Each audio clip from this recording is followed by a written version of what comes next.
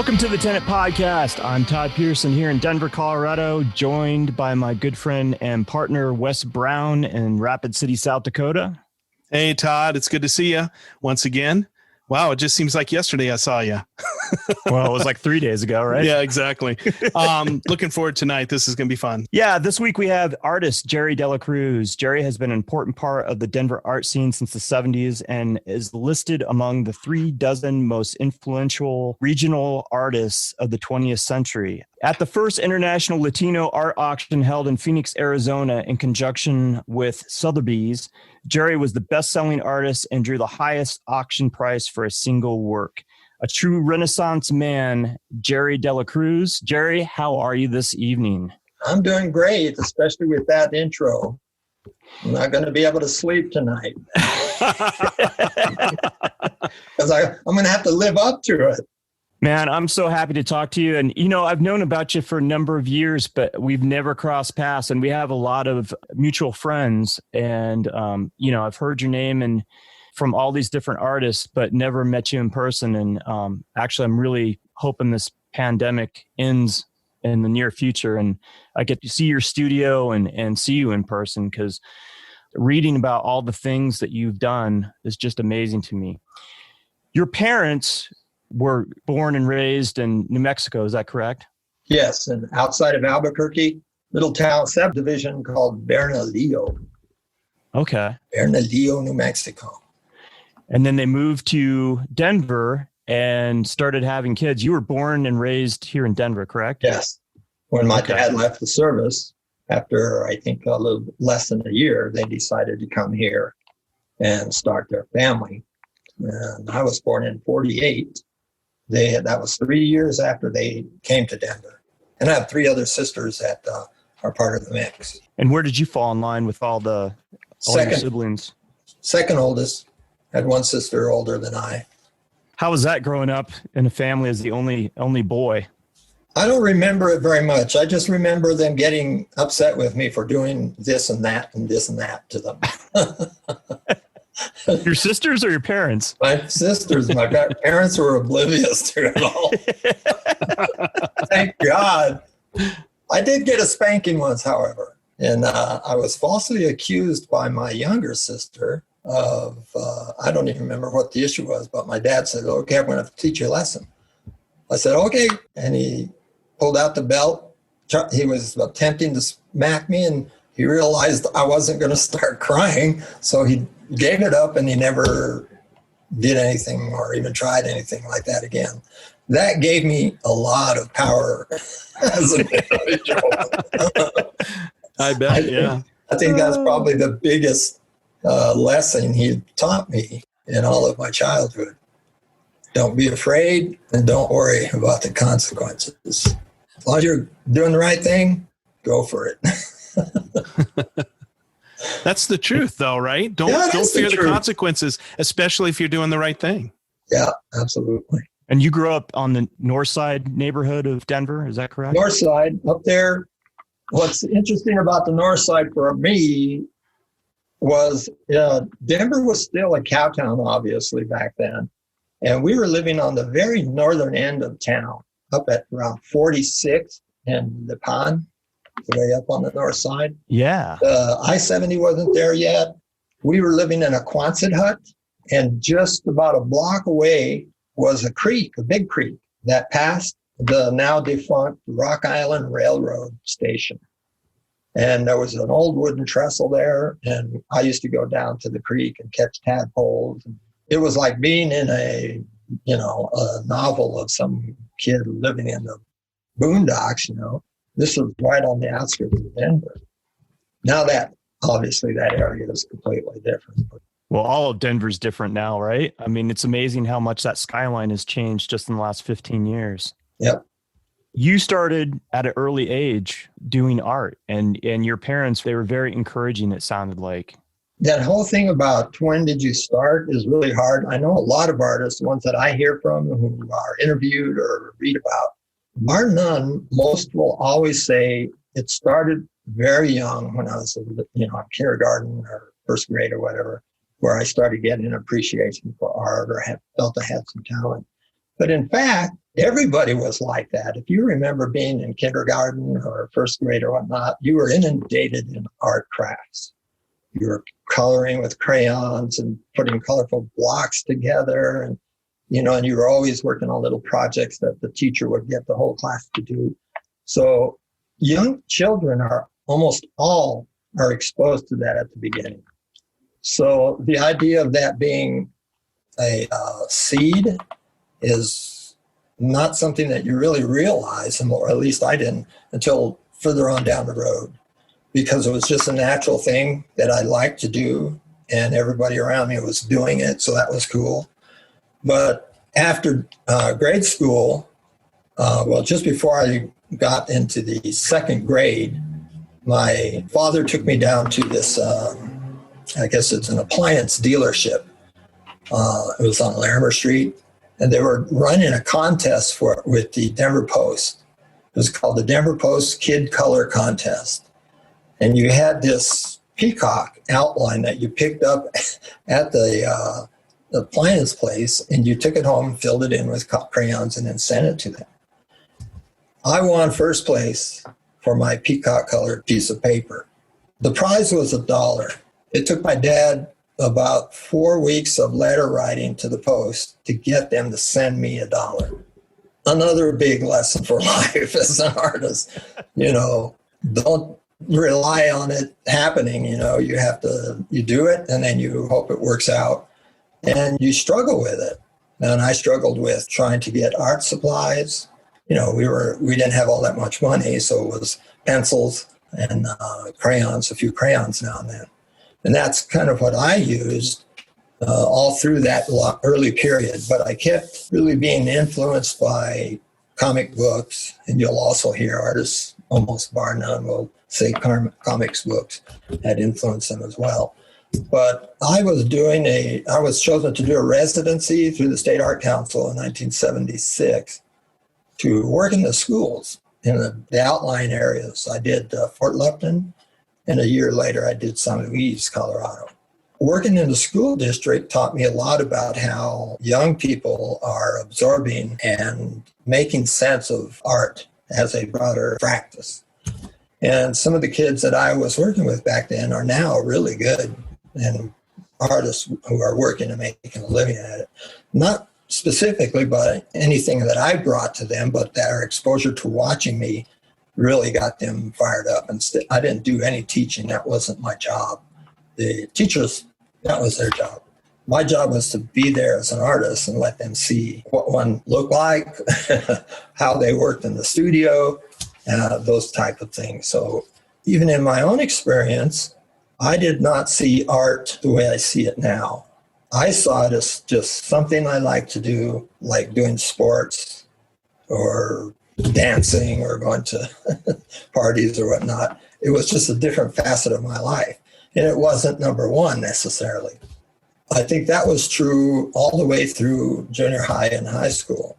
Junior high, I started seeing other things that I got interested in. I got interested in photography. And in high school, I got interested in the junior ROTC. So I learned more from ROTC than on that level than I did in school, because school was, really crazy, and it was all about socializing and whatnot. But this was really disciplined, and I was on a drill team, which brought even more discipline to the big picture. We won a state championship, our drill team, which was very surprising because North High School wasn't known as a high-end high school for that kind of training. And I also was an expert marksman with a .22 rifle. And all of those experiences that I had helped me when I was drafted in the service in '68 on a lot of different levels. And the art I had my own studio at home. It wasn't a big studio, it was my bedroom, cluttered with art stuff that I was making. And I would go I mentioned Rock Island Railroad, I'd go to their dumpsters and find all of these things that they throw out, including 6-volt batteries that they would throw out after 24 hours. But they were perfectly good. But I got like 20 of them and I brought them home. and I put them in my room. I wired them all in parallel, and I spent some time up there welding pennies together with this device. I survived that. I'm lucky it didn't explode. But that's what I was doing. I was roaming the alleys. I was finding junk.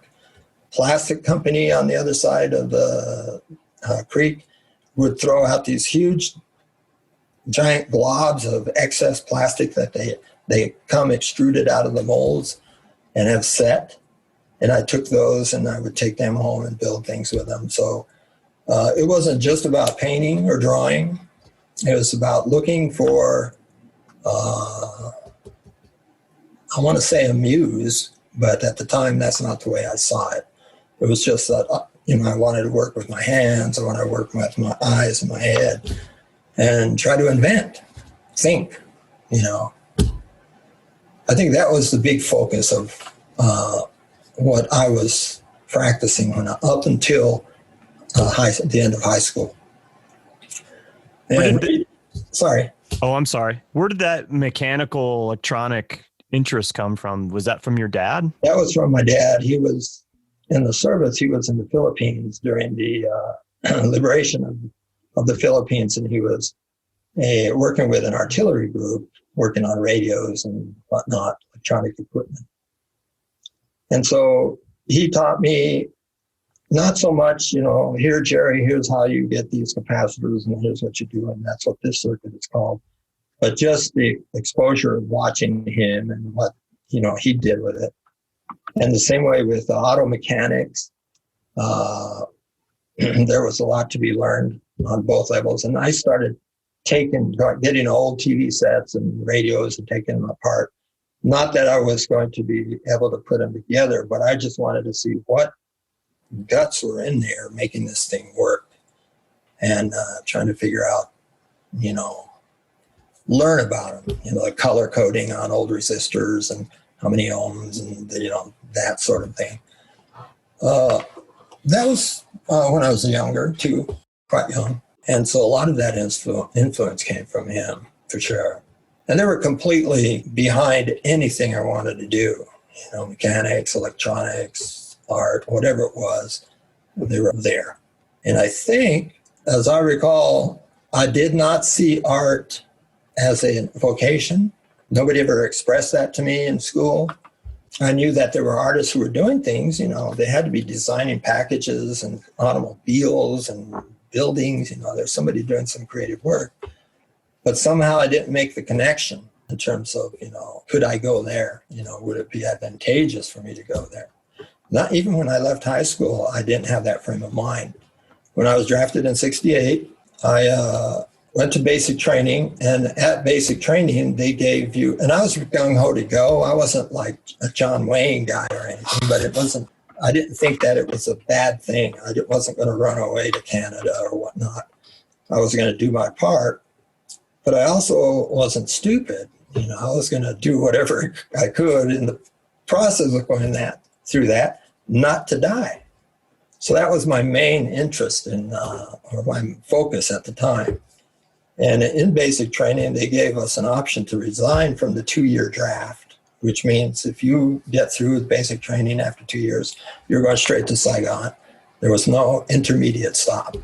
But if you resign from the 2 and enlist for 3, you can go through any training you wanted to. So I put my hand up. I said, okay, I'm doing that. And when it came to choose what to do, I went to the counselor and I said, I want the longest class you have. I don't care what it is. The funny thing was it was full because everybody else had that same idea. That was fixed station microwave, which is, at the time was a burgeoning technology, and now it's used all over the place, radio and television and whatnot, mass communications. But I chose the second one, which was 26 weeks long. And it was really interesting because it was called Fixed Station Cryptographic Equipment Repairman. I said, that sounds very creative. I'll do that. And they said, well, it's a pretty tough school. It's at Fort Monmouth, New Jersey. It's a secret NATO school, so you couldn't take in notes or take out notes. All the training was inside. because you were working on equipment that was top secret data transmission, transmitters and receivers. That really got me too. So I said, okay, I'm going. So I did. I did really well. I graduated out of, I think, 400 people. I graduated 35th.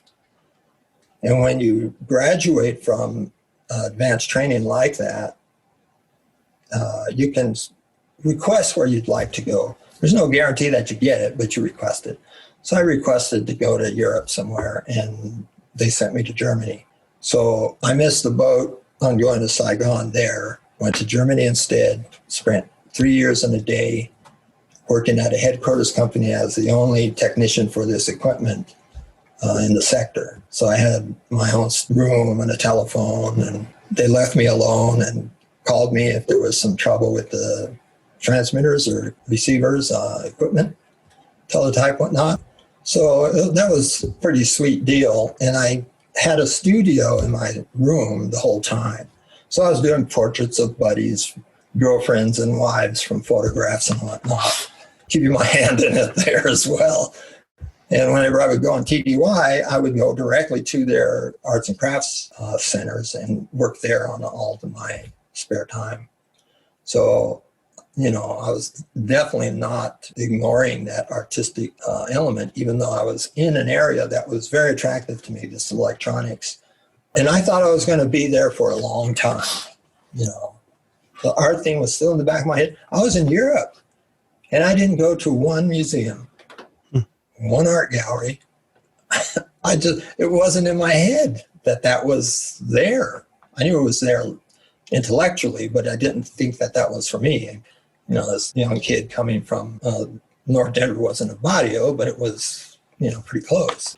So I said, well, I'm not going to stay. I mean, there are too many bad people above you, and I didn't like it. So I left, came back to Denver, and that's when I met Bob Ragland, and we became fast friends. I was working with him at the Model Cities Cultural Center. It was a project put on by the federal government to bring arts of all disciplines to the inner city. Cleo Parker Robinson was there. That was her first dance studio. Judd Hart, Theron Taylor, photographer, all sorts of young artists at the time who are now still active within the art scene in Denver. And he and I would travel all over the place. We went to a Richard Schmidt's show in Bartlesville, Oklahoma. They treated us like kings. Ragland and De La Cruz are coming in from Denver, you know, and they showed us all over the place and took us to the gallery and introduced us to Richard Schmidt, who was an internationally known painter. I mean, this was a big guy. We were just, you know, two artists from Denver, but the fact that we would fly there to see the show really impressed them a lot. So when we came back, he advised me to take the GI Bill and use that to go to the Rocky Mountain School of Art, which I didn't know existed. So I applied and I got in and spent 2 years at Rocky. And it was still the Rocky Mountain School of Art. It's now REMCAD. You're familiar with that place. And prior to that, my art muse was very surreal work, very edgy, lots of political undertones, religious iconography, scary to a lot of people in the art market. You know, you're not going to sell that. Nobody's going to buy that. Nobody's going to put it on their wall. I said, that's all right. I'm not doing it for that. But then when I got to Rocky and went into the painting studio, and there were all these young people there and a model, a naked person up on the stand. And I was thinking, oh my God, I'm not going to be able to compete with this. And, you know, they're drawing. And I was looking at their drawings, really nice renderings of the form and whatnot. I had never even approached that in terms of a skill that I might think I had. But I decided to stay and do it. And I got really to be good friends with Phil Steele, the director of the school.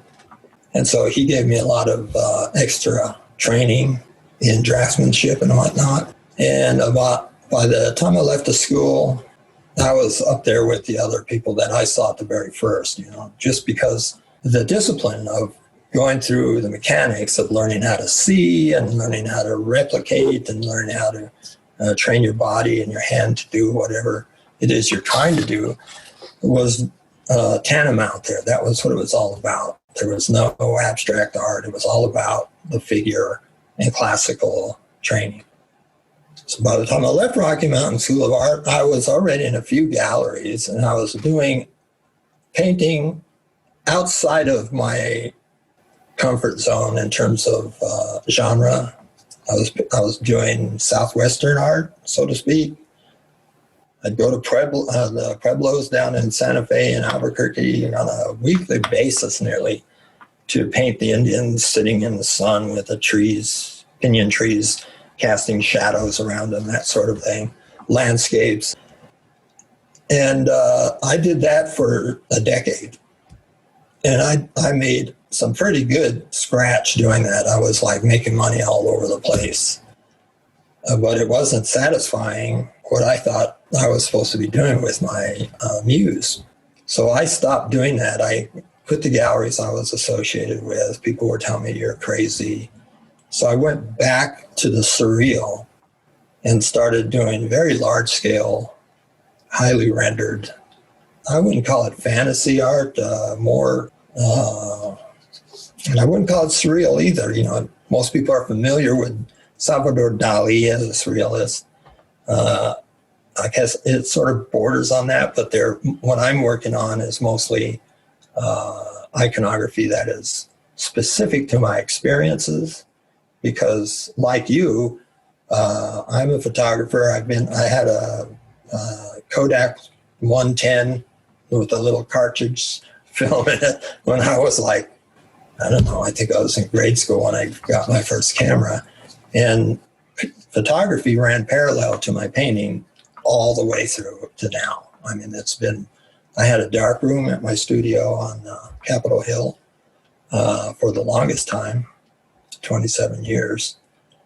And when I went digital, I sold in my darkroom and all the equipment to some other people and just did with the digital, because the digital could address what I wanted to do artistically more than the darkroom could, because the darkroom to me was very limiting. It was great to reproduce or to produce your images as you see them. But if you wanted to take them beyond that, like Man Ray did, you know, in terms of solarization and multiple compositions and whatnot, digital just made that 1,000 times easier and much more rewarding. So that's what I did. I just switched gears. And that's kind of what I've been doing my whole career. It's like, I think that 7-year itch thing is true for me. Every 7 years, it's like, what? What's he doing now kind of thing. And so I did that. Well, you know what? And this is why I love your art. And you sent me this book, A Road Well Traveled, that's a retrospective of your career. It's a beautifully done book, and it's a great story, talking about all the different decades and what you were doing at certain periods of time. But you're just a true artist. And I think a lot of times people want to pigeonhole or categorize people into certain genres. All right. But you just kind of follow your heart and do what you feel you want to do at that moment, it seems like. Did it take you very long to decide that that's the way you work and that that's truly your voice? That, like, hey, if I see somebody doing this over there, it looks interesting and I can incorporate it into something I want to do, then I'm just going to do it? No, there was no conscious decision to do that. I had been doing a similar thing throughout my life in terms of what I want to explore. There were many times where it was brought to my attention by people in the art business, that if I didn't get into a gallery, if I didn't produce something that was consistent, predictable, and saleable, I wasn't going to make it as an artist, because that's the business rule.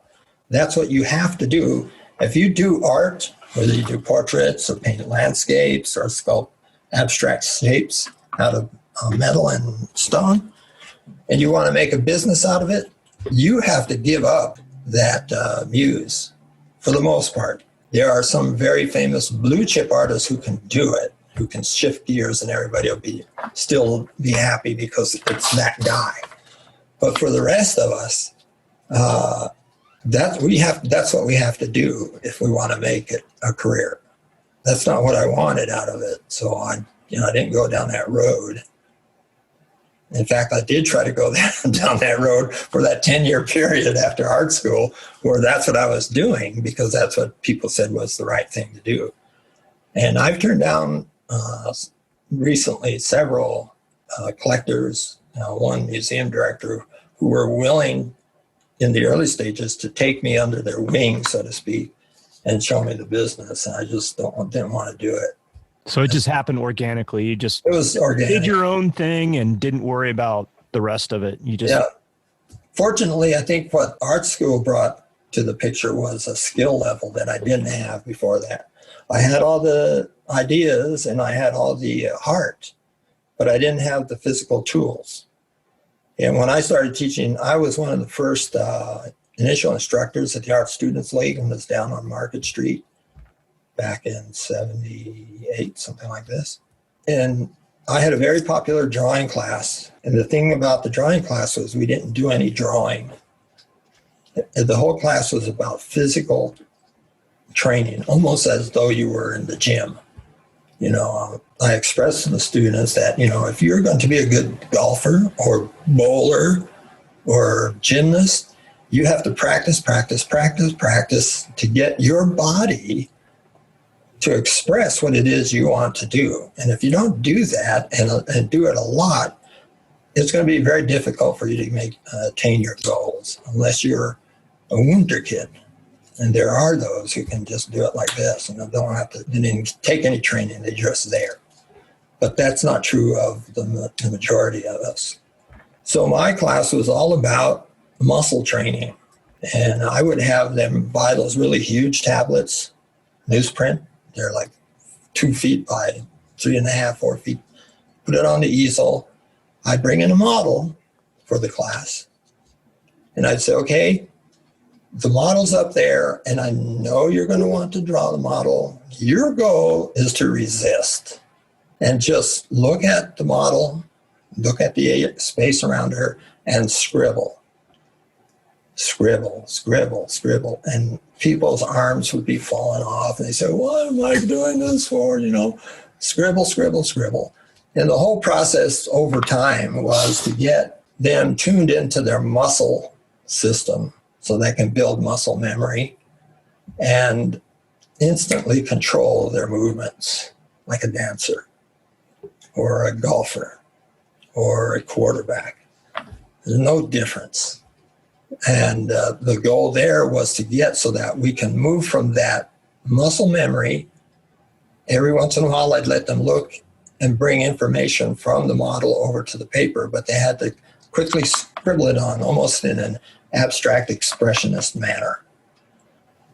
And eventually we would get to the point where we'll be trying to draw the form that we see, but we can't rely on it unless you're really, really, really good at seeing. So part of that whole structure was to train your brain to see what you're looking at, not just look at it, see it for what it is, see what the edges are about, see what the background is like when it meets the edges of the figure. Look at the figure and see where the edges soften or where they get hard. And don't try to sit there and noodle it. When you see an edge that's hard, you slap the paper. When you see an edge that's soft, you caress the paper. So the whole class was about that attitude towards drawing. And that there were many other classes they can take where they can jump to that level where they're really going into the anatomy and whatnot. And those students that went through what I was teaching, when they went into those other classes, they were like way, way ahead of everybody else, even though they hadn't drawn by copying the figure in the class. And that's kind of how I see expressionist painting when I'm working at the easel. That although I could do highly rendered, very detailed work, it didn't turn me on. If I couldn't see my hand, the brush mark going across the surface, I wasn't interested in it.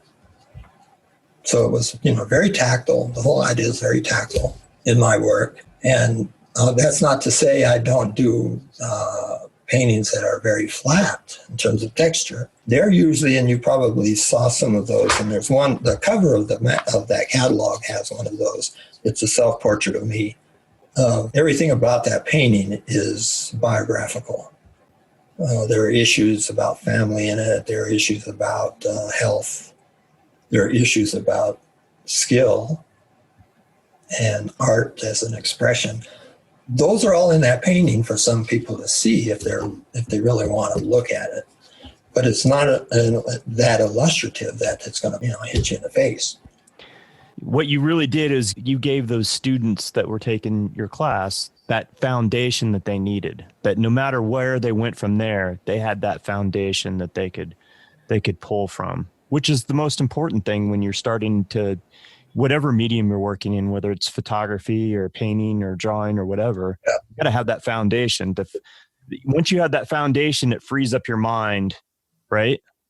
It's that, and it's physical. Your body has to be able to control itself.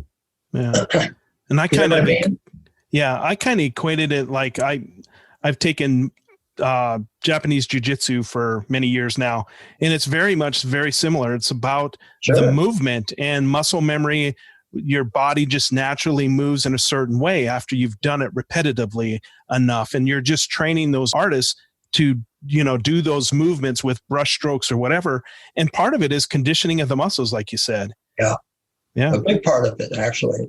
And when you're doing martial arts, I did the same thing for quite a few years. And it wasn't just about, it was everything you said, plus it was how you react to the feeling of the person you're in a kamite with. Yeah. When you put your hand against their arm to push it. How do you feel that when you need to do a certain movement? And it's the same way in drawing. Jackson Pollock, everybody's familiar with Jackson Pollock, the drip artist. And so they downgrade him because all he did was drip. That's not it at all. If you can't drip well, you can't drip good. And if you can't drip good, you're nobody. It's not just about dripping. It's how you hold that bucket and how you sing with the bucket. And you can see him in there's a film of him working. He's smoking like a train, and he sits there and he looks and looks and looks, and they're thinking, well, he's a charlatan. He's just going to walk up there and start slapping paint on there. But it takes a lot of skill to do that. And I think art, it's no hard, and it's just as hard to do right in terms of expression as painting a portrait of somebody. Right.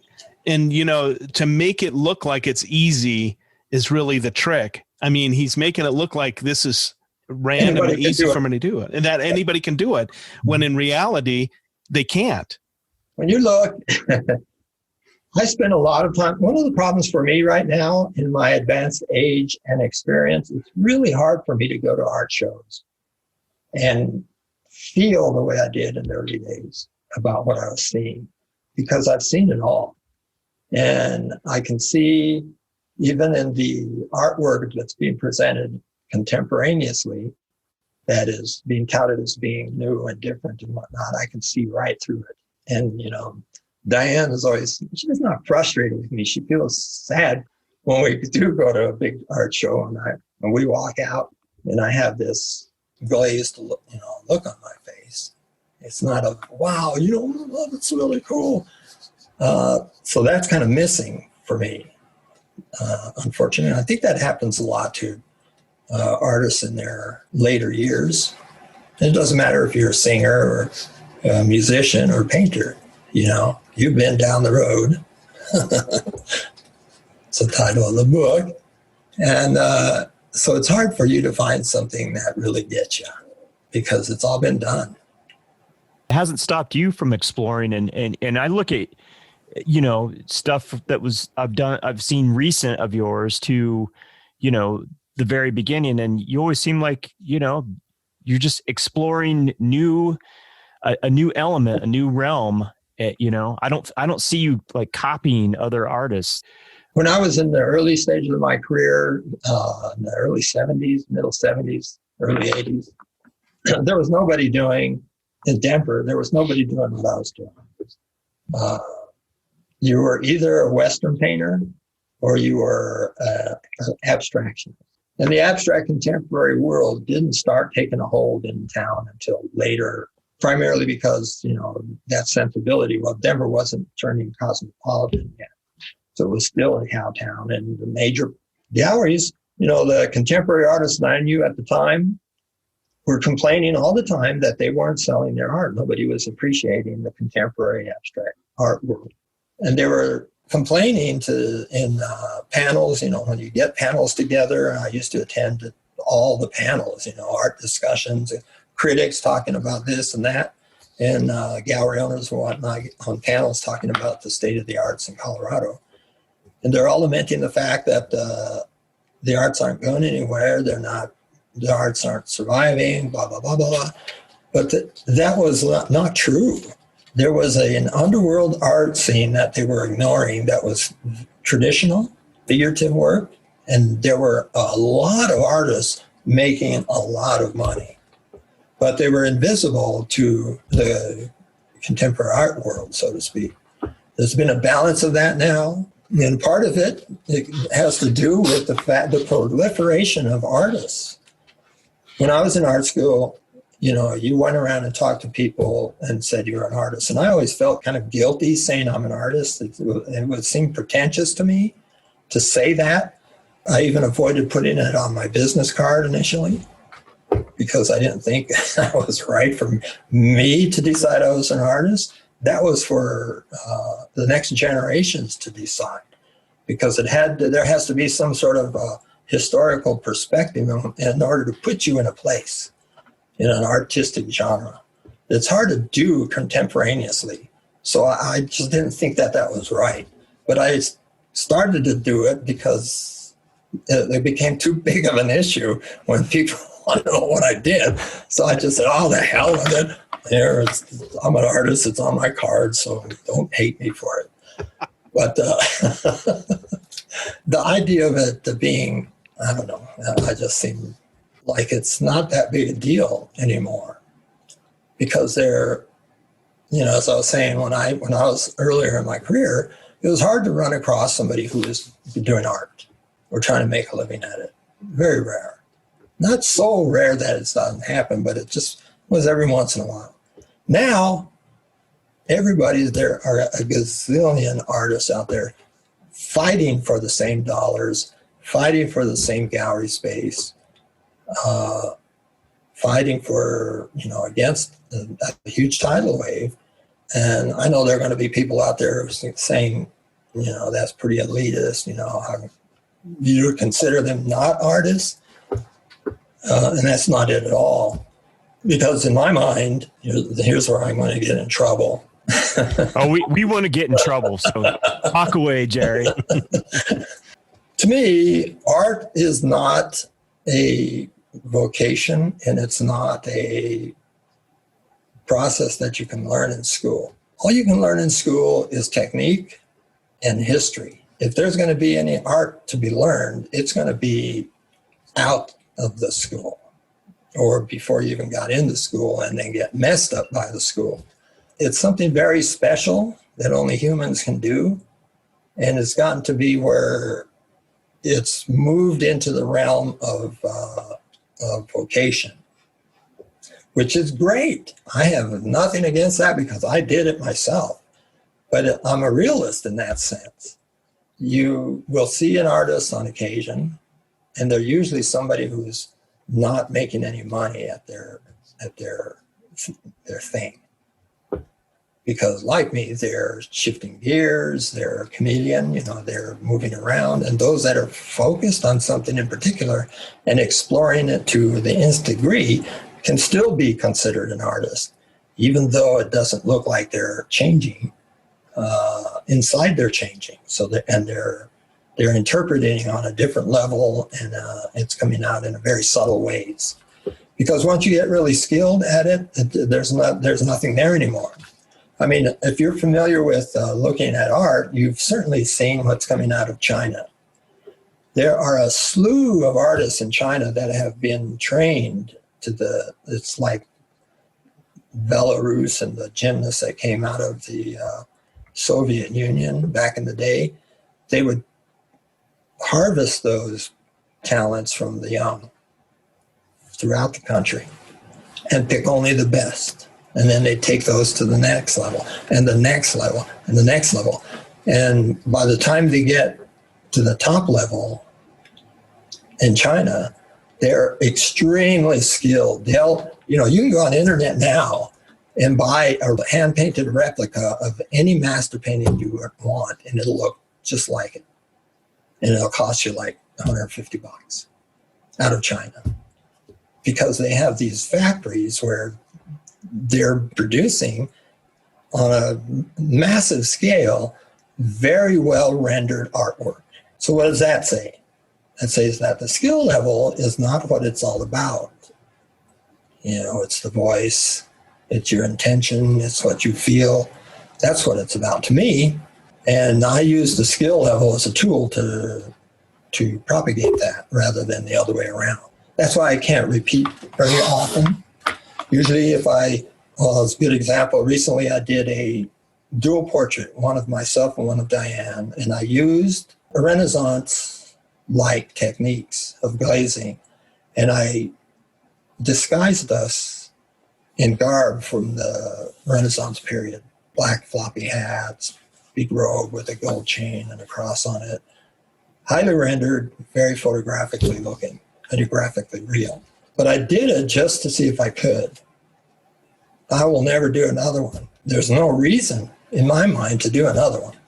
Another artist would say, okay, people really like this. I think I can sell a bunch of them. And they repeat it, over and over and over again.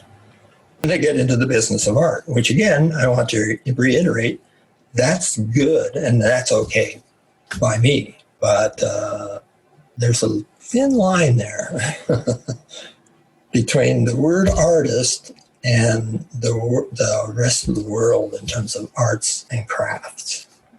So for you, it's all about the experience. Yeah. So like this newest piece that you did of you and Diane, you've been there, done that. Like, I did it. I showed myself that I could do it. Maybe you were happy. Maybe you were just okay with it, but you're like, all right, I'm not going to revisit it. That's not something I'm going to continue to do. I'm going to go explore something else. Right. And I think that's hard to do. I can do it, fortunately, because I was early on, I think after the military and getting into the radio business, I realized that for me, I'm not going to be able to rely on the selling of artwork to give me a living without me changing my whole perspective on the whole concept of being an artist. And I wasn't going to do that. I, along with Diane, took a different path. I think I mentioned this. I might have mentioned this to you before, but we decided to start investing in real estate. We did the radio station thing as part of that plan as well. What we made from the radio station got us fodder for buying several properties here. And I think over the time frame of 97 to recently, a couple of years ago, we've owned 4 big properties in Denver and 3 in Miami. That's what's kept me alive as an artist. It wasn't the artwork, because I couldn't go down that road. It was just too difficult, in my head. Even with showing in galleries and winning contests and getting all these accolades, it was still, if you had to rely solely on your artwork to make a living, it would have been a bit more difficult. It wouldn't have been difficult from a business standpoint. It would have been difficult from a mental standpoint. Gotcha. My resume is 46 pages long, and it is chock full of art exhibits, both group and solo, and awards and ribbons and accolades by the wheelbarrow full. After 46 years, that's not that difficult to do. And if you're prepared to meet that challenge, it can be done as well. I would say that the majority of that came from my figurative surrealist paintings. The work that I enjoy doing are the ones that are given awards, shown in museums, bought by collectors. The general public, that's not going to happen. The general public will make me rich if I was still doing the Southwestern stuff. But the gallery owners and the collectors would not have, because that's not, they're like me looking for something that's out there. More so now than it used to be when I was, making that transition in the late 70s. It wasn't like that. Everybody was trying to make a living at doing traditional work. But when collectors and museums started looking for artists to represent in shows, it was always about the big surrealist pieces that I was doing. The ones that you alluded to earlier in your introduction, that Sotheby's auction, those are all my classic surreal paintings. They weren't, ethnic, if I can use that term. And they weren't traditional. You know what I mean? Yeah. If people look at a painting and they say, I know what that is. It's a donkey it's a burro with a backpack on his back, with an old miner holding his reins, and they're walking down the trail. I know what that is. I can see it.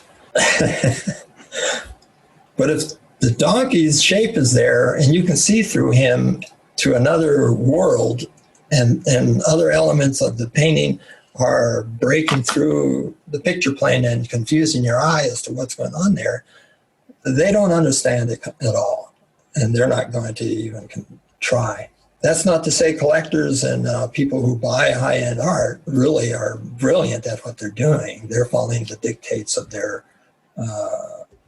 gallery connections and the people who advise them. You're familiar with Art Basel, Miami Beach? Yeah, I've never been there, but I'm familiar with it. I'd love to go one of these years. You should go when we're down there. We're down in Miami from November through March, more or less.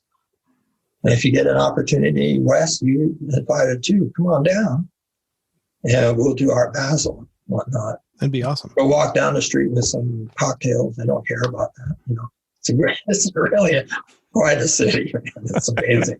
And it fits my temperament in terms of the art scene, because all of the art there is like that. You won't see very little traditional figurative work. It's all cutting edge. And that's why Basel is there in Miami Beach. When you go to that, it's like, some of it is ridiculous.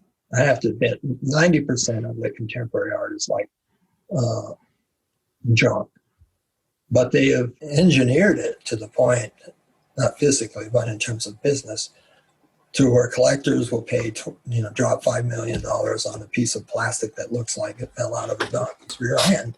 There's no explaining it except that the buyer has money to throw around and the gallery needs to make the commission, so they schmooze them and they get them into buying the things and say, this is an important artist and this is going to go up in price, which you should, unless you're out on that level, blue chip, you should never buy a work of art in hopes that it will appreciate.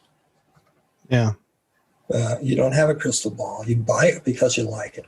Or if you don't go that far into it, you buy it because you want to help the artist. I do that a lot. Diane and I buy we don't buy major works, but we buy other artists' works to help them along more than anything else. It's kind of altruistic, but and that's always been, I felt like from the beginning, I've had a parallel art world that I lived in that was all about art advocacy. And the first time I sat on a panel was in 1976. I was invited to sit on the Bicentennial Commission for deciding artwork to be placed in the Capitol building during the centennial. From that point on, a year hasn't gone by where I wasn't hooked up with something like that. I was on the Mayor's Commission on Cultural Affairs for 2 years. I was, for 8 years, I sat on the Arts Commission for the Stapleton Redevelopment Project, the Colorado Council on the Arts and Humanities. I did numerous panels and art, jurying for art guilds all over the place. I just felt that was my contribution to the Denver art scene. Excuse me, the Colorado art scene, bigger picture. And I like doing it. I mean, you meet good people, and you get to influence and educate people who aren't there. Because a lot of those panels, most of those people are just community people who are asked to sit on the panels. And it's rare that you have an artist, an actual working artist on one of those panels. And whenever you got one, you wanted to keep them because they were there to educate you, not to control you, but to be able to answer questions that nobody would be able to answer for you. And so that's where I saw me fulfilling an obligation that I thought was worthy. So do you feel like all artists should do something like that, be an advocate for the arts since they are an artist?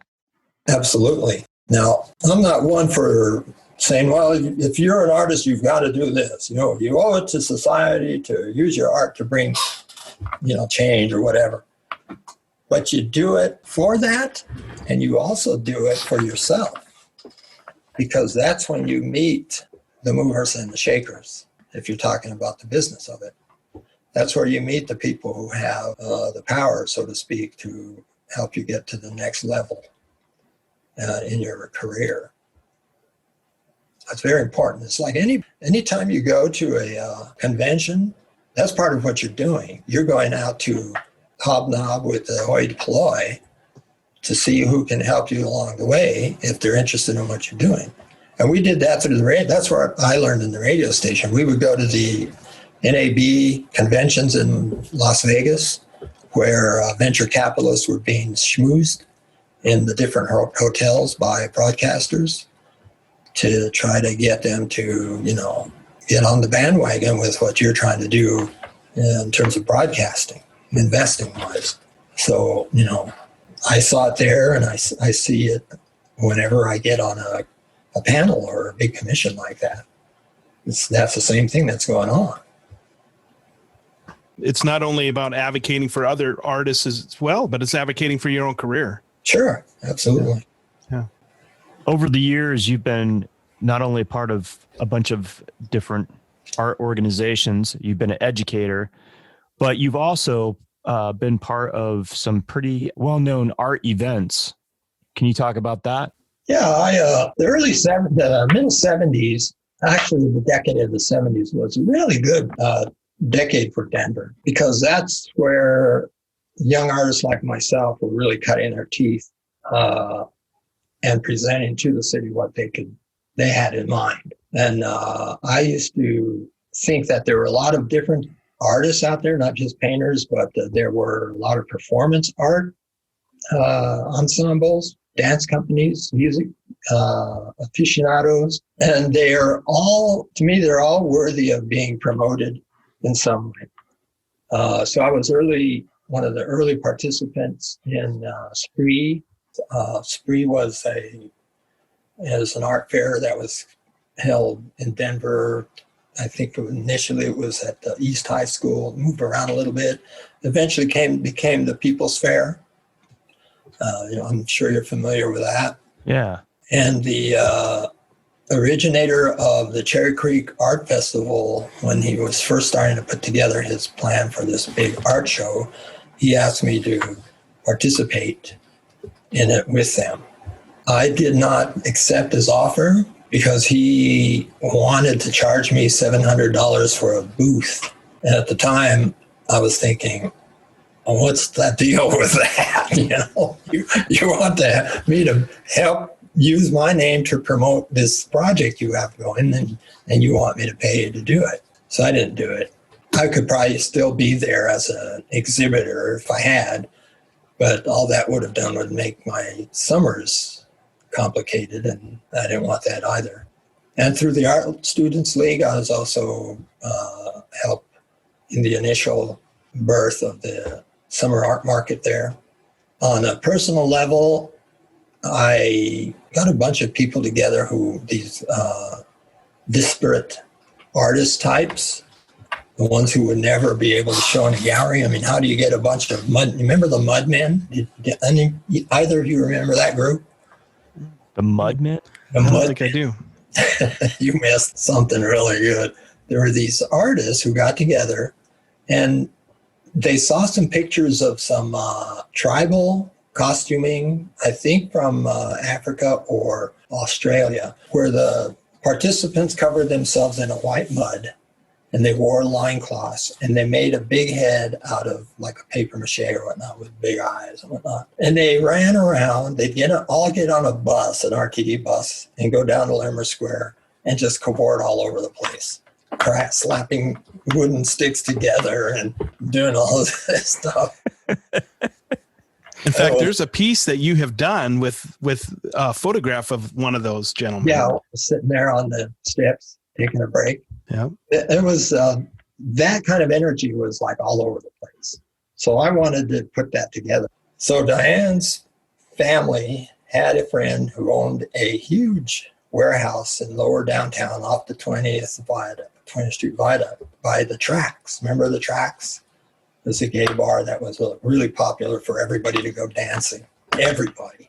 And there were all these warehouses that are now lofts. That whole area now are lofts and a really cool place. But at the time, it was down under the viaduct on the railroad tracks. And it was as grungy as you can imagine. But he said we could use it.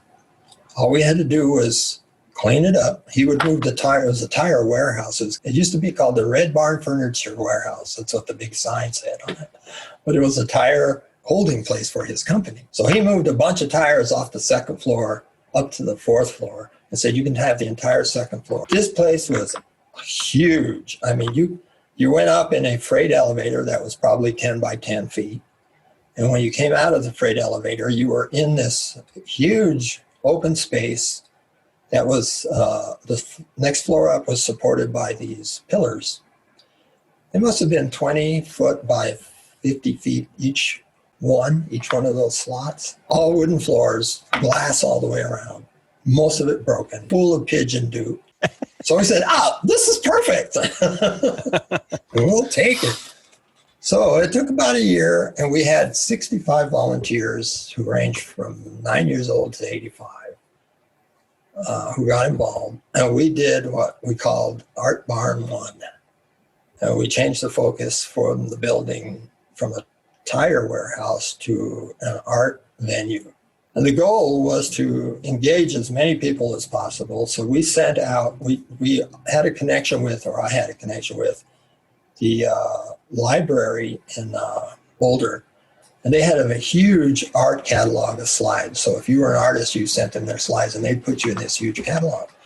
And for a few bucks, they would print out all the addresses for you, statewide. So we had that done, and we got a little group together, and I penned a letter to the artists saying, we're going to do this big deal in Denver.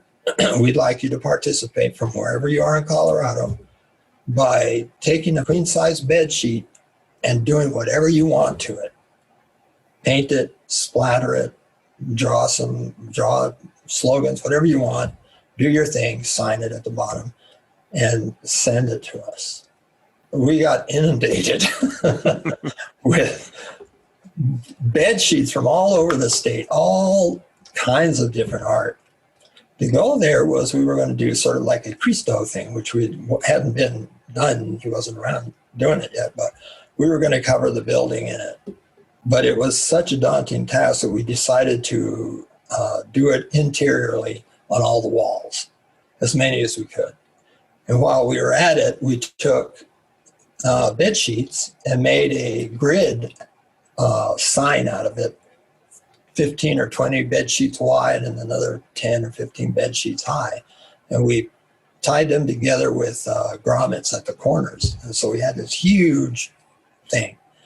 So I drew the words, "This is Art Barn," in scale on it. And then we painted it all sorts of different colors and did a big black border around the letters. Then we took it all apart and we scrambled it up. But we did a control system where we knew the numbers and how they matched. So then we would put them on the side of the building with this big elaborate webbing from the roof. From downtown, you could see it about this big from 14th and Larimer. And it was just this big abstract painting. But over the intervening weeks, we would switch the panels around to eventually it would say "This is Art Barn" on the last day of the big show. And fortunately, some guy that was running around, a photographer who was shooting a lot of Denver stuff, he had a photo of that from the city. And he sent it to me. He said, "Look what I found in my archives." And I said, "Wow, that's great." But it turned out we got a sponsor through a lot of hard work. The Denver Art Museum had a gallery for Colorado artists only. It was called Colorado Gallery or something like that. It didn't last long, but we wanted to support it. So we were going to do this big thing to benefit that part of the art museum. They were very hesitant about it. It was like really, they didn't really want to do it, but because we were, I was a known artist in town and they could trust that it's not going to be a scam, they sort of gave me a warm go ahead kind of thing. Not a, "Ooh, let's go." So we cleaned out the place. I got 5 different super good surrealist artists, female and male, who did different genres, drawing, photography, painting. Each one of them had one of those big rooms and they could fill it up with all their stuff. And we had roaming musicians. Rene Heredia was walking around playing his flamenco guitar. Cleo Parker Robinson Dance Ensemble was doing a performance. They were just, and the Mudmen were roaming around. And we had a chamber orchestra group on the loading dock who ushered people into the freight elevator. Once they got in there, they were given a glass of champagne and they were taken up to the second floor. And when they came out of the second floor, there was this gigantic thing going on. And we got a spotlight. So we need to have a spotlight. If they can do it in Hollywood, we can do it here. So we got a spotlight. Somebody rented it for us as a donation. And we had it going in the sky. And a lot of people who came to that night, who were driving through town or on the highway, some saw the spotlight and decided to drive somewhere. And they were coming out of the elevator like they were straight from Kansas. They had champagne in their hand and they're looking around like this. There were, I think we had 3,500 people there that night, and it was for one night only. We worked on it for a year and did it for one night, and then we sat the place for Saturday and Sunday, and then it was over. And like my idea about done it, been there, done it, I never did it again. People would come to me like for years after, "When are you going to do Art Barn 2? I said, I'm not going to do Art Barn 2. You go do Art Barn 2. And Westward called it the best art event of the year. Yeah. And have you been to anything since then that compares to it? No. Which is crazy because this happened like in 1988, I think, right? 87. 87? 87 is Okay. when we got the award, so it was that. Okay. 87. It was something else. It sounds amazing. That's right when I moved to Denver is right in that time period. So I wish I would have been able to experience that because it sounded amazing from the description of what you just described. And then in your book, it's pretty well described. And I was like, oh, wow. Wish I would have been in tune to that at that time. And that was around the time after that was over. My mother had fallen ill with a cancer, and she lived another 4 months after. That, on top of the 1 year hard work and the anticlimactic feeling of the show being over, and the tepid art scene, that's when we decided to do the radio station thing and move out of Dodge. Yeah, let's talk about that. How did that all come about? Because we talked a little bit before we started this episode, but I want to hear how you, and I want to circle back to a couple other things, but I definitely want to hear about your time as a radio station owner in Pueblo. Mogul. I was a radio. Oh, mogul. Sorry. Excuse me.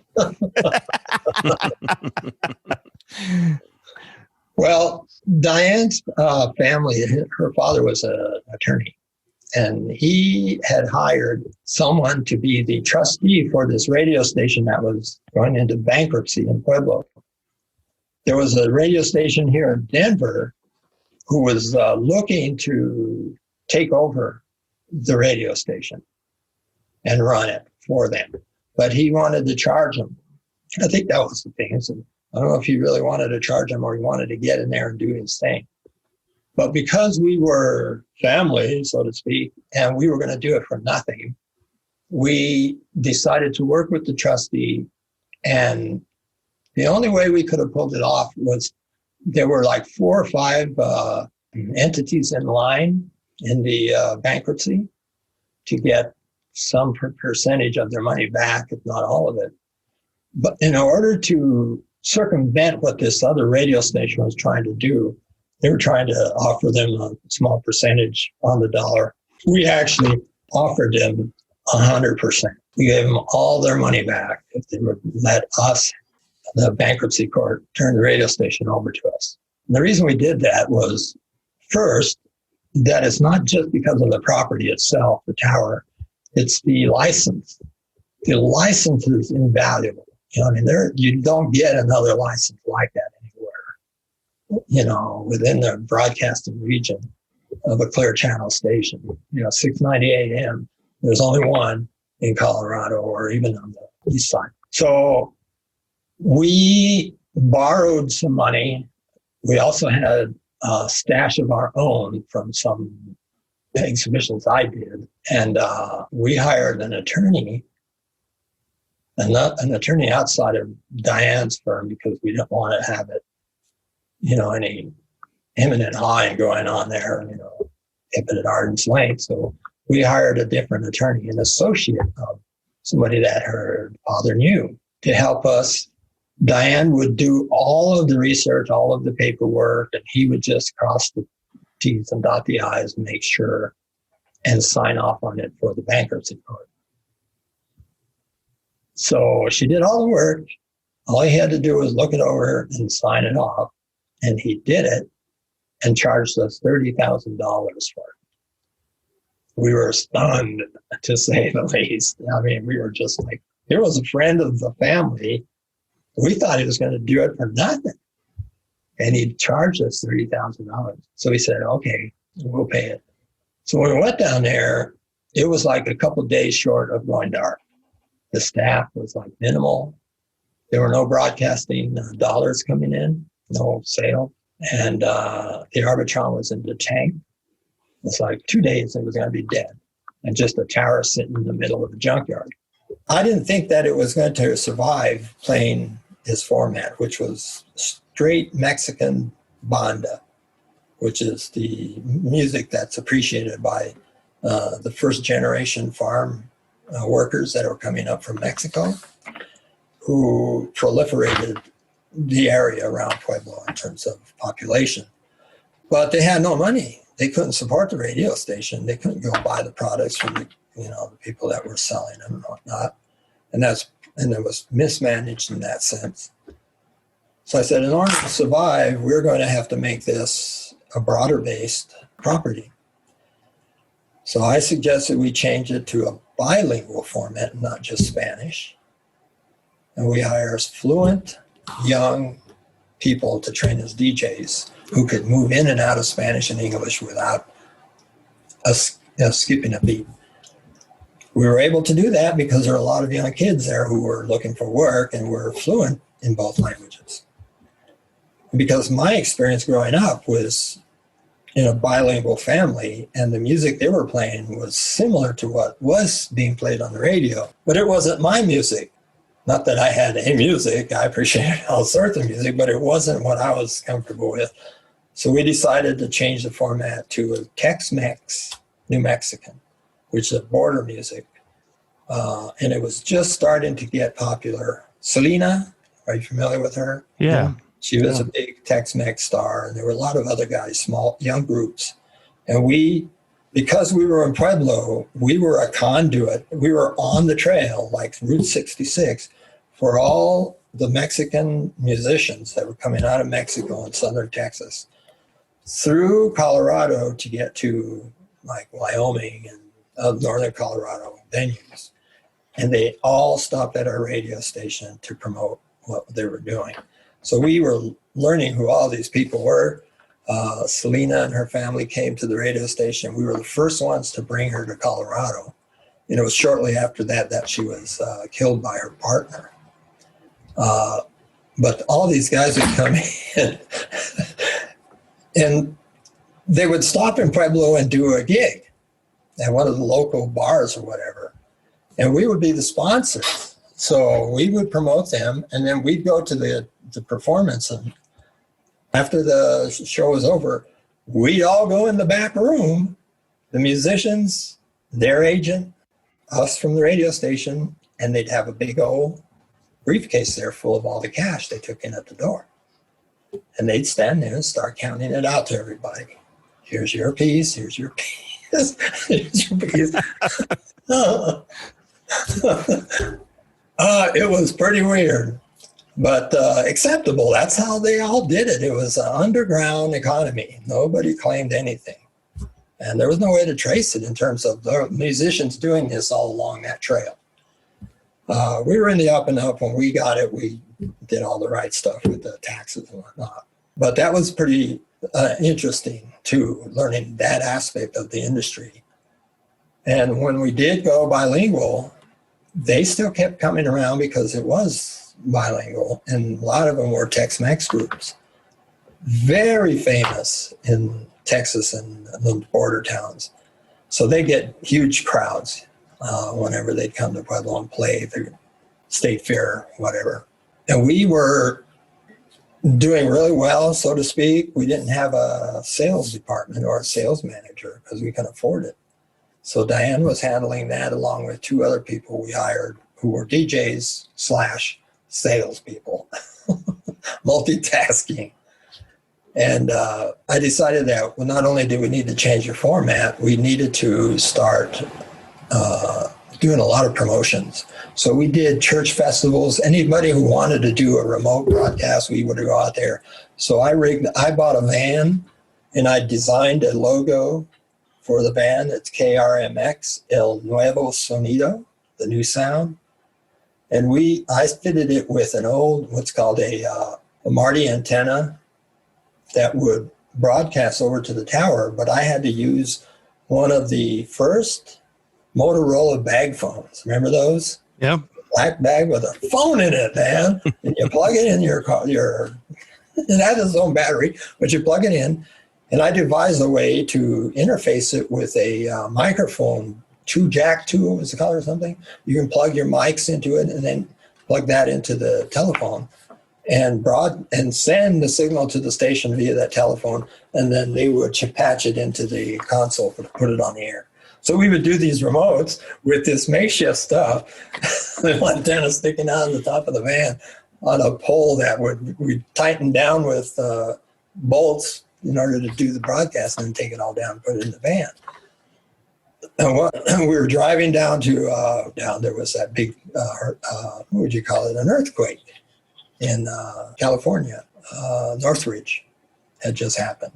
So I said, we're going to California. We're ready. Part of our expanding our abilities with the radio station and our listenership, we're going to go to California and cover this story. So Diane and I hopped in the van, put a little mattress back there, drove down to the border of Arizona and Mexico, a little town there. We crossed the border in order to go get some food, and then we came back. This was really late at night. And while we were driving on the highway down in Arizona, across just next to the border, there were these bright lights behind us, and it kept coming up close and moving around. And I kept sort of moving over, hoping it would just go around us. And this continued for like 20 minutes. Then the vehicle pulled up in front and the guy in the passenger seat rolled down the window and he says, "Border Patrol, pull over."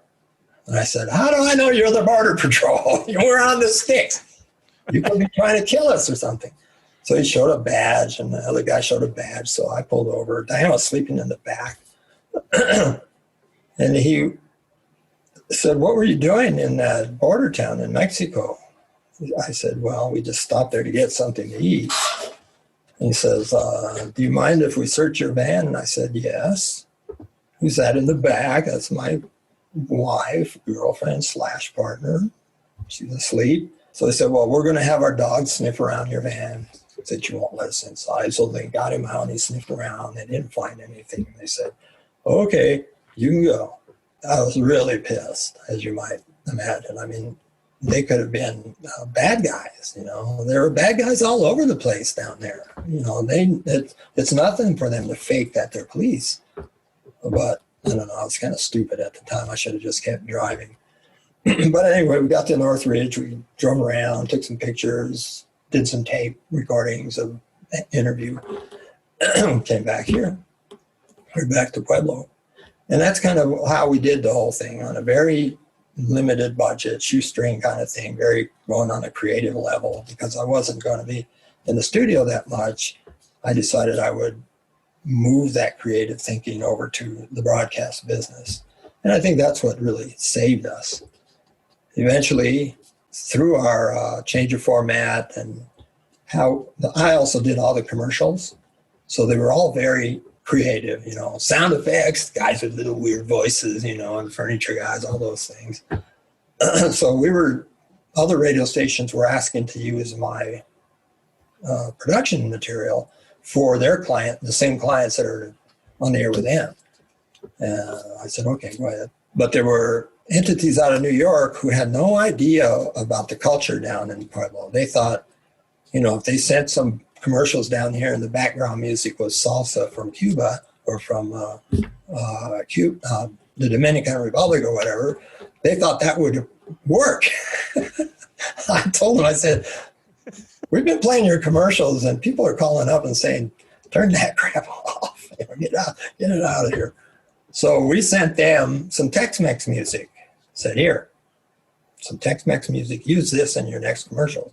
So they used them and sent them to us, and it went over really well. And we became the third most listened to radio station, Spanish language station in Southern Colorado, amongst all broadcasters. And we were nominated twice for Marconi, National Association of Broadcasters. That's pretty impressive. Yeah. The only one that beat us out was a highfalutin FM station in Los Angeles. But we went to the ceremonies in San Antonio where they had the convention and the big old hoop-de-doo. But then it started to get really weird. You know, the people were coming into the market. They were seeing what we were doing. They saw our arbitrons going through the sky for this demographic. And it was becoming more and more popular that radio stations, the broadcasters wanted to hit that population. So they started, one FM came into town and started mimicking what we were doing, but because we had a really strong listenership, they failed to get through that wall. But the next one that came in, it was already starting to weaken us. So our arbitron was dropping, and that's when that guy from Texas came along and said, "We'll buy you out." And they deregulated the industry. Before, you couldn't own more than 25% of a market, no matter who your broadcasting affiliation is. But then they took that away, and you can do whatever the hell you want. Now it's Wild West as far as small radio stations are concerned. So big stations were going around buying out the little ones to get rid of them and put them on a satellite loop, so to speak. And that's when we decided to get out, come back to Denver, do the studio thing more aggressively. It was pretty amazing experience. Yeah, it sounded like it was an interesting adventure for 9 years. You said you did that? 9 years. Yeah. And but at the same time, it took up a lot of your time. Is that correct? That's right. But let me go back and hit that point of not trying to do it for volume or money. Those 9 years, I was infrequent to the studio, and I did some work down in Pueblo. But those 9 years were the most prolific of my large-scale surreal pieces, where I consider them, I don't want to call them masterpieces, but I was way ahead of my game in doing those pieces. And I think it was because I was not inundated with just doing a bunch of artwork. I was doing these other things that were so far removed from it, except for the creative aspect of it, that when I did get to focus on the pieces, I didn't fool around. They're very heavy paintings, illustrate a lot of tension. They're really, they're like the cream of the crop of the bigger paintings I did in that decade, or the decade before it. And there weren't many. There were like 6 or 7, but it was definitely not a period where I fell off the wagon, for sure. Yeah. It actually fed that creativity. Yeah, it was like, bang, it's got to come out. And I was willing to take more risks with it. One of them is I think it's in the catalog. It's a piece that's about 4 by 5 or 3 by 5 or 6 feet. And it's a portrait of Jesus, but it doesn't look good. He's got a scraggly beard, not a beard, but like 5 o'clock shadow. His eyes are big. He's got this crown of thorns and a halo going on behind him. And he's crying. And in the background, sort of like in multiple layers of material, are these large scale $100 bills that fill up the background. And at the bottom, there are these little teeny pictures of people that I pulled out of an old Pueblo yearbook. And their eyes are crossed out with gold markers. And there's all this other stuff going on. It was during that time when the Catholic Church was getting really hammered by what's his name, Jim Jones? Who was that? Tammy Faye Baker. Oh, Jim Baker. Yeah. When he was, being charged for embezzling the church and whatnot. That's why I did that painting. It's called Help I've Fallen and I Can't Get Up. Oh, it's a real indictment on that whole thing. I mean, that's kind of a tough thing to sell. That's kind of a tough thing to have people live with. You got the right person, right? Unless you're that right person. And that's one of those things where, you kind of like just, if that's your goal, is you have to wait for that right person to come around. But you can't do it when it's just sitting in your studio. You have to go out and expose it to the community. So those pieces were all over the place. They were in exhibitions, museum shows, and they were in catalogs and magazines and whatnot of different sorts. Not lots of them, but they did get exposure. And that way people knew I was still around, alive, so to speak. And when I did my shows, I would always sponsor my own exhibitions. I had a friend, his name's Paul Kay, he's deceased now, but he was a baritone singer for the Colorado Chorale. And he was on the side, was a house painter. So he purchased a couple of my small paintings and then offered to hire me to help him do his house painting. And I said, okay, what the hell? Why not? So I helped him do house painting for several years. And then I wanted to go to Europe again. The first time I went was in 1979. I went by myself on rail pass. And my goal at that time was to go to all of the historical museums and culturally rich places that I did not go to when I was in the Army. So I was going to do it this time. So I wanted to do a show to promote that and help me get there. So Paul and I put together a mailing list of the Colorado Chorale and all of their benefactors and whatnot. And I did a show in my studio that was to benefit the Colorado Chorale. I think I had like 30 or 40 pieces in it. Sold all but 2, I think. And 20% of that went to the Colorado Chorale, and I used the rest to do this 3-month backpack trip through Europe. which didn't end well, by the way. I read that. You got robbed on the train. I got gassed on the train. I was heading back. It was the end of my journey, and I was heading back to Cannes, where I had a friend who was holding some money. So I was somewhere in Venice when I caught the train, and it was a night train. And I got up to Paris, went to Cannes, and I was in the car by myself. And then at that time, the European cars were those ones where you walk down the aisle on the side, and there was a car with sliding doors, a little compartment with 2 benches. You could, They don't have those anymore, I don't think, but those are pretty cool. I was in one by myself. I was laying down on the cot, and one of the things I never swear I do was to take my money thing that I have around my neck off. But I did because it seemed really calm, and there wasn't no one around, and I was sleepy. So I put it in my bag, and I laid down there for a minute, and the next thing I knew, like within a nanosecond, I woke up feeling like something wasn't right. I did not fall asleep naturally. I didn't fall asleep. I went to sleep. And I got up and I looked around, and my bag was gone. And I said, oh, crap. I looked around. There was nobody around. And I went down the aisle, and I looked at 3 cars down. There was my bag on one of the benches by itself. Everything was gone. The money and the camera were gone. The documents were still there, passport, whatnot. Thank God. Yeah, that would have been a hassle. Oh, that would have been a terrible hassle. So I was there, so I got out and I went over to my friend's place, and I said, I was robbed. I found out later, I talked to a guy at the train station. He says, there's this gang that goes around. They look for somebody sleeping by themselves in a car, and they inject an ether type gas into the compartment and push you to sleep. And they go in and do whatever they want to, and they leave. And that's what someone did to me.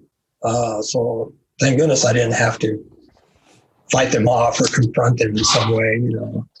They just, all they wanted was what they could get financial gain off of. So I went to my friend who was a dancer, and someone who I'd done a lot of artwork with or of in the past.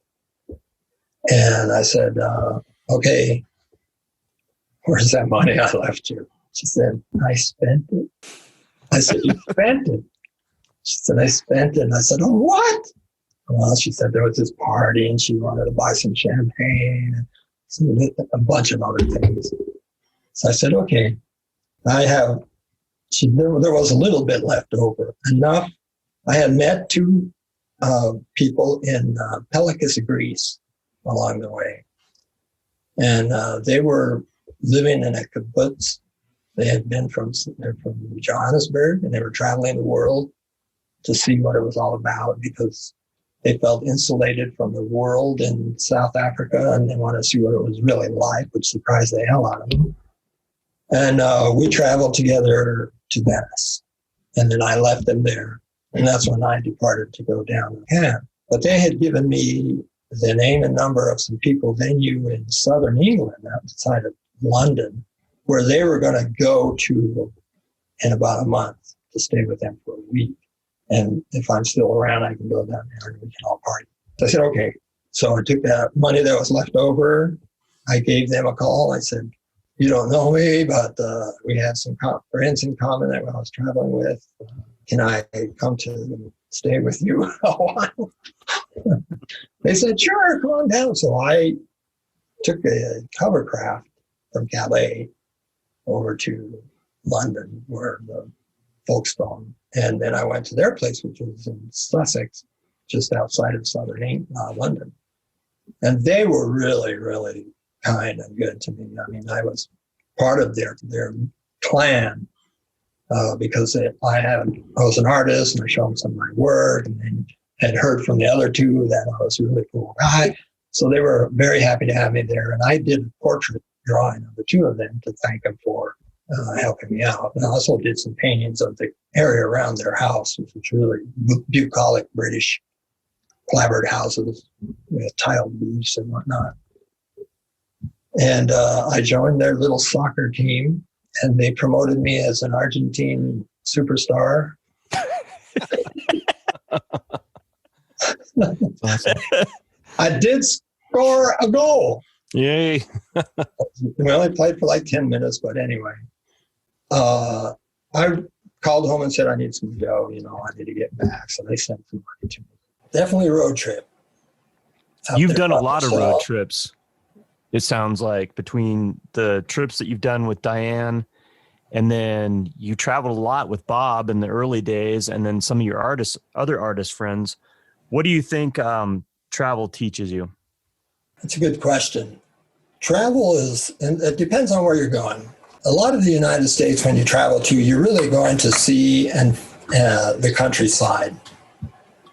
But when you travel through Europe and other places, like we've been to Turkey and Greece, all over the Western Europe, everything is so compacted, you can't not get into the variety of the culture that you're moving around in, especially if you're traveling by road or rail.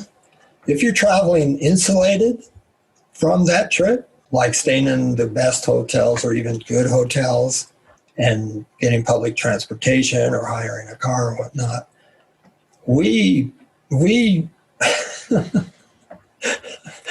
we had backpacks, and they were the heaviest thing you can imagine. And I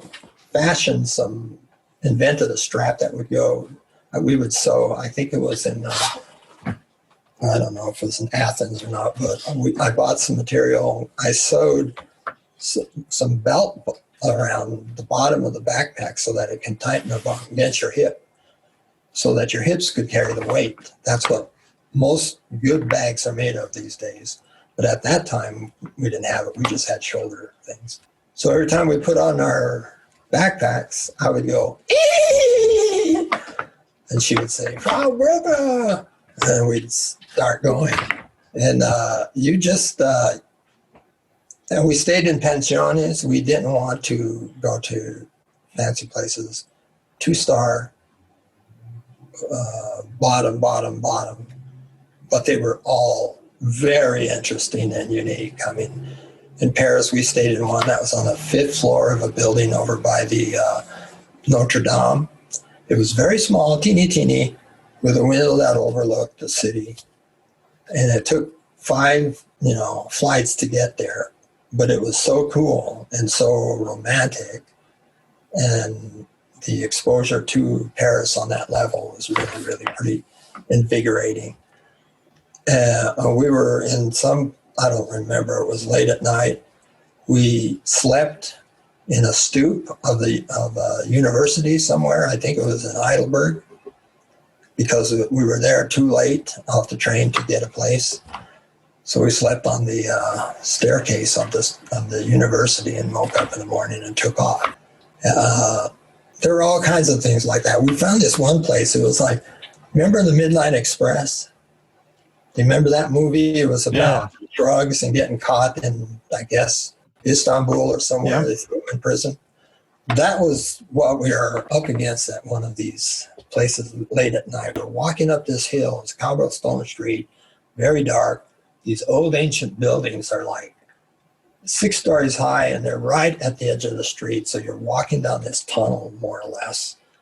And it's kind of rainy. And we were looking at an advert for a room for rent. We were following the address, and it was this building. It had a long stairway that went up the side that was more or less like a fire escape. And there was a door like on the 2nd floor, little light bulb on the outside, just barely illuminating it. Knocked on the door, and this older woman, opened up, and she was very obviously, I think it was, it's probably Turkey. And I said, "We're here for the room." She says, "Okay." So she ushered us in, and her family was sitting in the living room watching TV. And they paid no attention to us whatsoever. And she ushered us past the family and into this room. Well, thought we were going to go into this little closet that they were trying to make some money off of, because the family's living room was a dump, more or less. It wasn't terrible, but it was very modest. She opened the door and turned the light on, and it was like a ballroom. It was huge, and it had vaulted ceilings, and there were murals all over the walls, and there was this huge chandelier in the center. That's what was illuminating the room. And there was this little bed right next to the wall and nothing else. And we laid down on the bed and we looked around this big room we're in, and we said, holy crap, look at this. I used my binoculars to look at some of the murals that were way up there, like 30, 40 feet up on the vaulted air ceiling. I don't know what this building was, but they evidently owned it and were renting out a bed. But this was the only place they had that wasn't their living room. So the trips were all like that. And that's when I did part of what I initiated here in the United States in my traveling is this character called Vern. And it's a photo essay on the travel log of this guy that goes with us wherever we go. And we picked him up in Vernal, Utah one day. We were going through the canyon lands of Colorado and Utah and whatnot. And we were driving down the street in Vernal.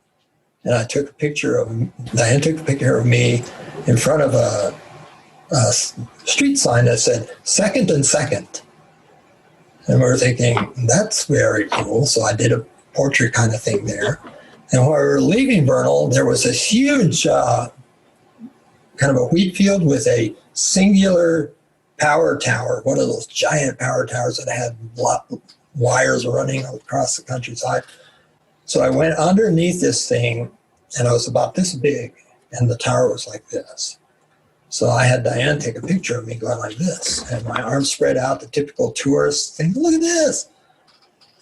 That's when Vern was born and joined our troop. And I was wearing a plaid jacket and a ball cap that said Idaho. It was Idaho Seaman Sales. And there was a bull on the front. Oh my God. That's awesome. Well, there's a bull going like this. And I said, that's pretty cool. I'm gonna do this every time we find a place that looks interesting. It can't be a standard tourist thing. It has to be unique in some way. And so that was 1986, maybe. And from then on, any trip we took Vern with us.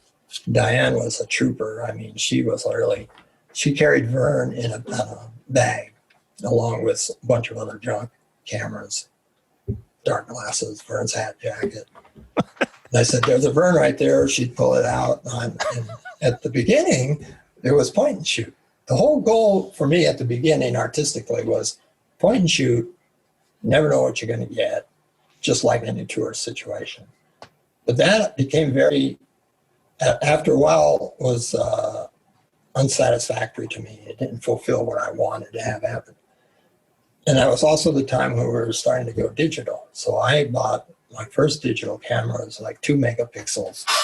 And we took that out there and we would shoot Vern and I'd review the image. And I said, no, we need to move it to the right, or I need to stand over here. So I would coach her on what we're doing. And then she'd take another shot and I'd look at it and I'd say, okay, that's a good one. And we'd move on, put Vern in the bag. And we did that through all of our trips. I mean, we have some Verns that are like, I don't know how we did it, or how those things happened to happen when we were there. I mean, we were in Venice, Florence, and we were looking down the street and there looked like a bunch of Italian fascists at the other end of the block. They had motorcycles and they had these guns and helmets on, and they had these Mussolini jackets. So we walked over there and said, what's going on? They said, well, they're filming a movie at their train station. It's Zeffirelli's filming a movie called The Tea with Mussolini. And this was where the people were getting their costumes fitted. So I said, we have to go down there. She said, oh, they're not going to let us in. And I said, yes, they are.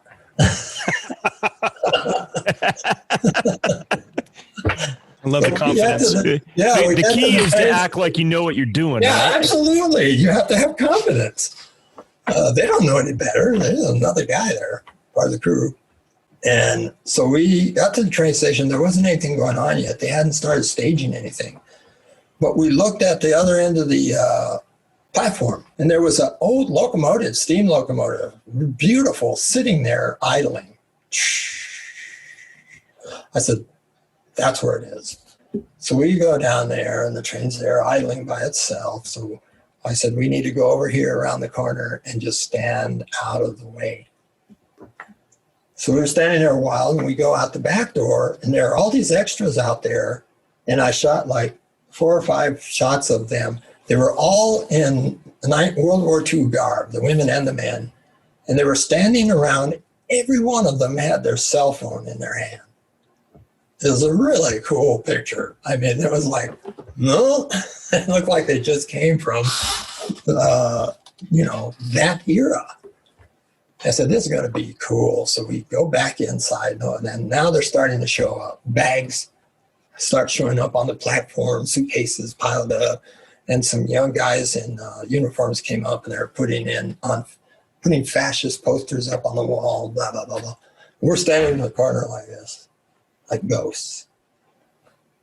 And they bring out the director's chair, and they sit it down. It says Zaffarelli on the back. A couple minutes later, he comes out, walks right by us, sits down on the chair. He's like 4 feet away. And then he had somebody else with him on another chair, and they're both sitting there. Some other actors, who we found out later were some of the stars, sat down on a bench right across from us. And the doors open, and Lily Tomlin and Cher come through the door and go over to Zaffarelli and start talking to him. And I'm standing like 2 feet away from him. And she's showing him their costume for the day, and he's saying, oh, it's beautiful, blah, blah, blah. So they walk off. We decided, well, before they really get upset with us, we probably should go. But I was eating a banana, but we had 2 others in our backpack.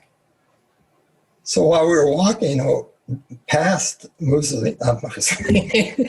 Zaffarelli, I offered him a banana. He said, no, thank you. So Diane said, what'd you do that for? And I said, it just seemed like the right thing to do. He didn't want it.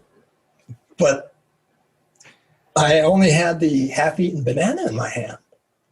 So I don't know what he was thinking when I said, would you like a banana? He's like, this guy's really nice, but I don't want to eat the other half of that banana.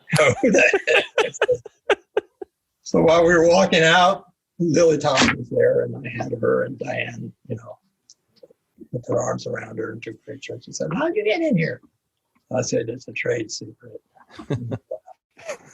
But it was like, now we did a Vern against the train before everybody showed up. And that's kind of where my head was, looking for things. I spent not as much time looking at the sites as looking for opportunities to pull Vern out and get a shot and continue this photographic essay on traveling. While we were doing that, I was also doing a second essay, so to speak, on found items. When we were in Athens, we went to the museum, one of the museums there, and a lot of the tunics that the mummies were wearing in their funerary had little odd shapes of hammered gold, kind of just delicately sewn at one edge to the tunics, and they were all over them. And we were walking out on the street, and I'm looking down on the street, and I see what looks exactly like one of those pieces of gold.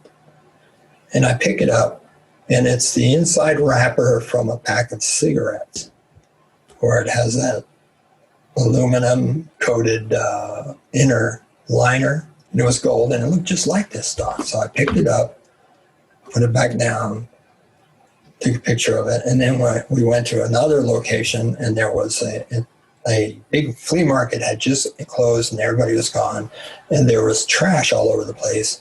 And where one of the booths stood, there was a white card with the number 12 on it, handwritten with a marker. And it had a little hole punched at the top.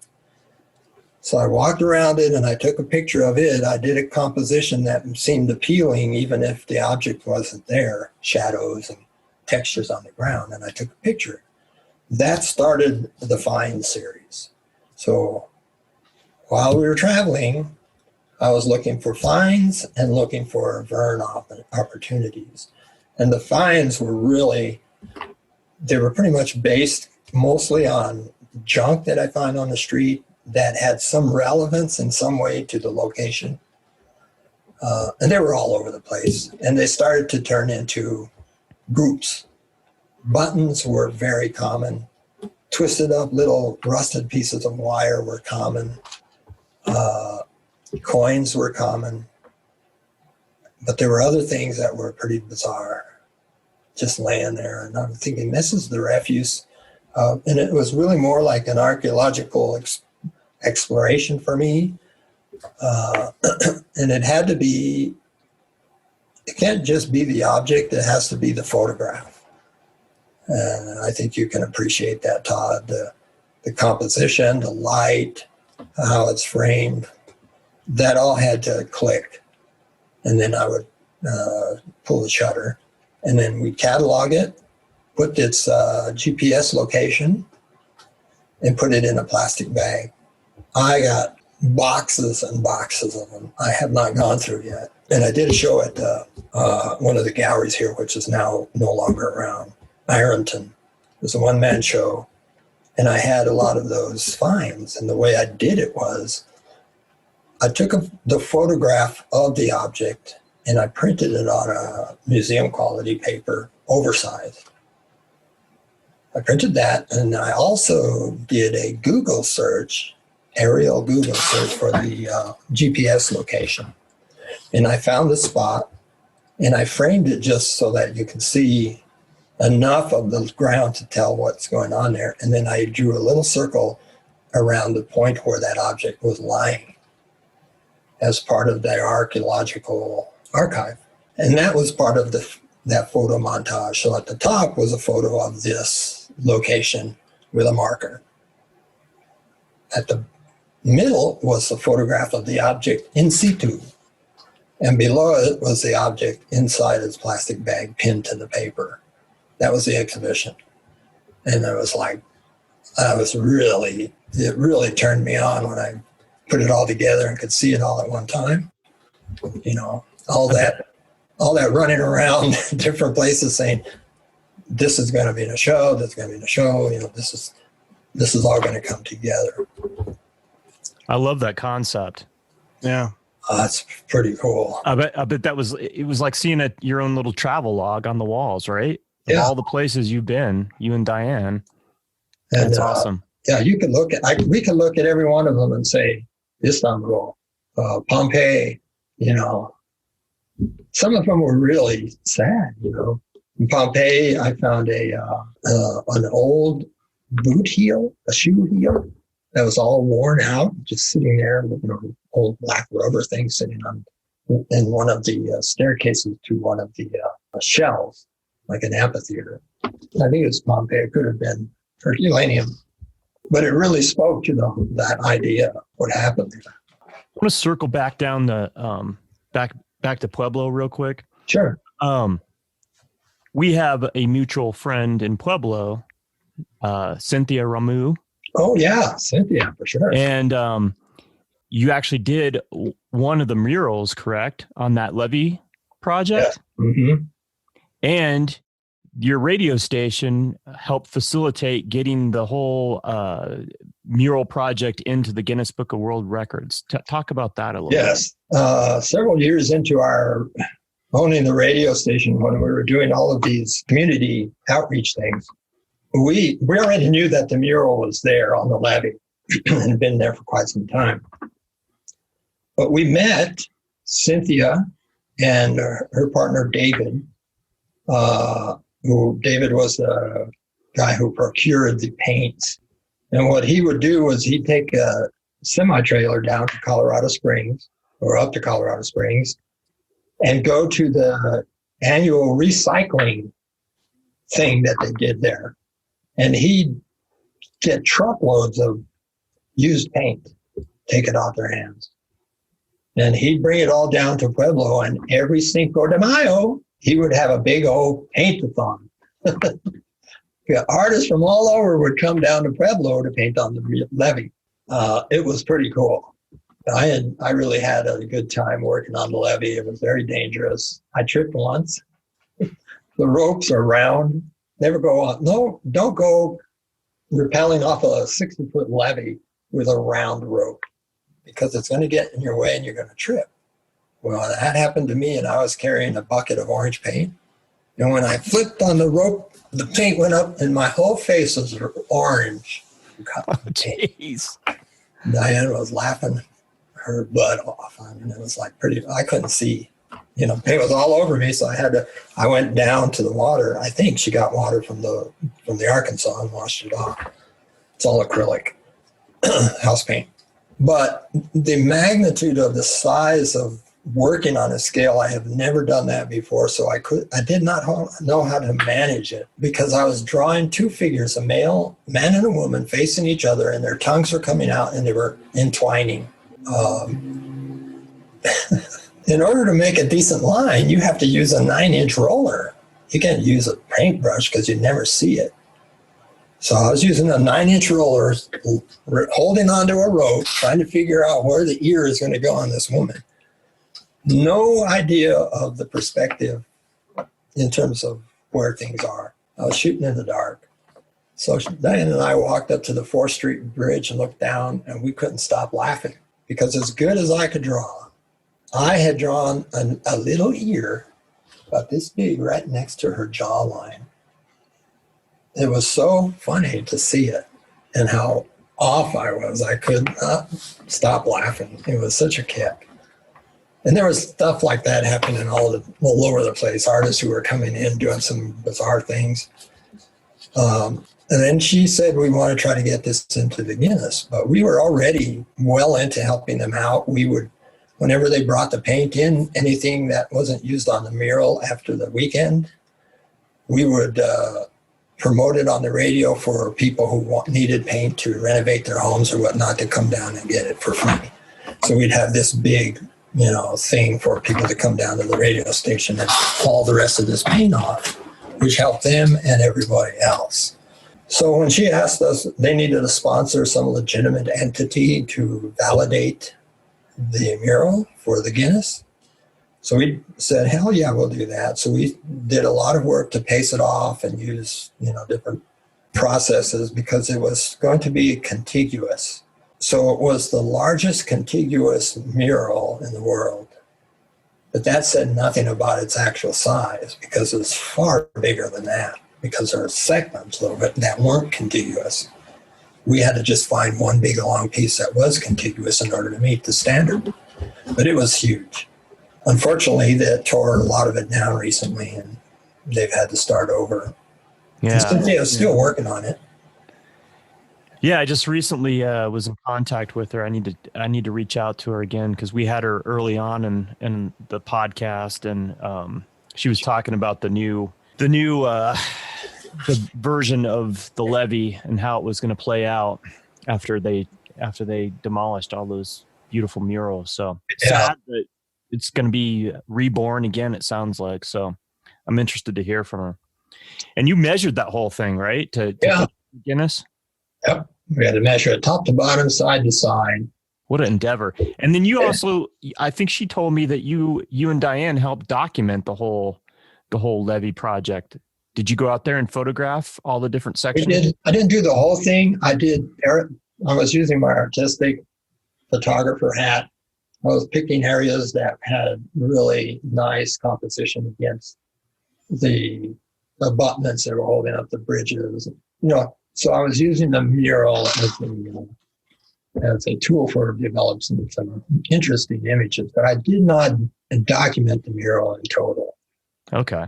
I wish I did, but I didn't do it. I didn't have time, man. Yeah. I was just going to ask you, do you ever sleep? Because if you read your A Road Well Traveled retrospective, I don't even know when you slept, man. I don't either. The thing about this passage that I was on, it really comes down to being an artist all the time, not just when you go in the studio, or not just when you're working out the easel or whatever. In some disciplines, you can't do that. I think that if you're a dancer or a musician, you are devoting a lot of time to that singular skill set and developing what you would call your catalog, so to speak, and your repertoire. I learned that from ballet because I was working with Diane when she graduated with a business degree from Michigan. And she was working in New York at the chemical bank. And she kind of got tired of that and came back to Denver to run her parents' apartment business. That's when I met her. But she was teaching ballet in the ballet studio in my building where I had my art studio, which, by the way, is still there. I don't know if you ever heard of Art and Action Studios. Yeah. And it was interesting to hear the history of that in your retrospective. Barry Rose started it, and I came in shortly after that to help him run it. But that entity put more artists through the Denver art scene who were looking for super cheap studios to work with. There's a huge book about that experience and what happened through the art and action. And all the artists who went through it is amazing. And all the weird stuff. I was in the studio one day, I was on the first floor, and there was this guy upstairs who was a Vietnam vet. And he was living in a closet-sized room and trying to do some electronic repairs. He would find things in the dumpsters and take them up and try to get them fixed so he could sell them. Anyway, I'm sitting in the studio and I hear all this gunfire upstairs. Bang, bang, bang.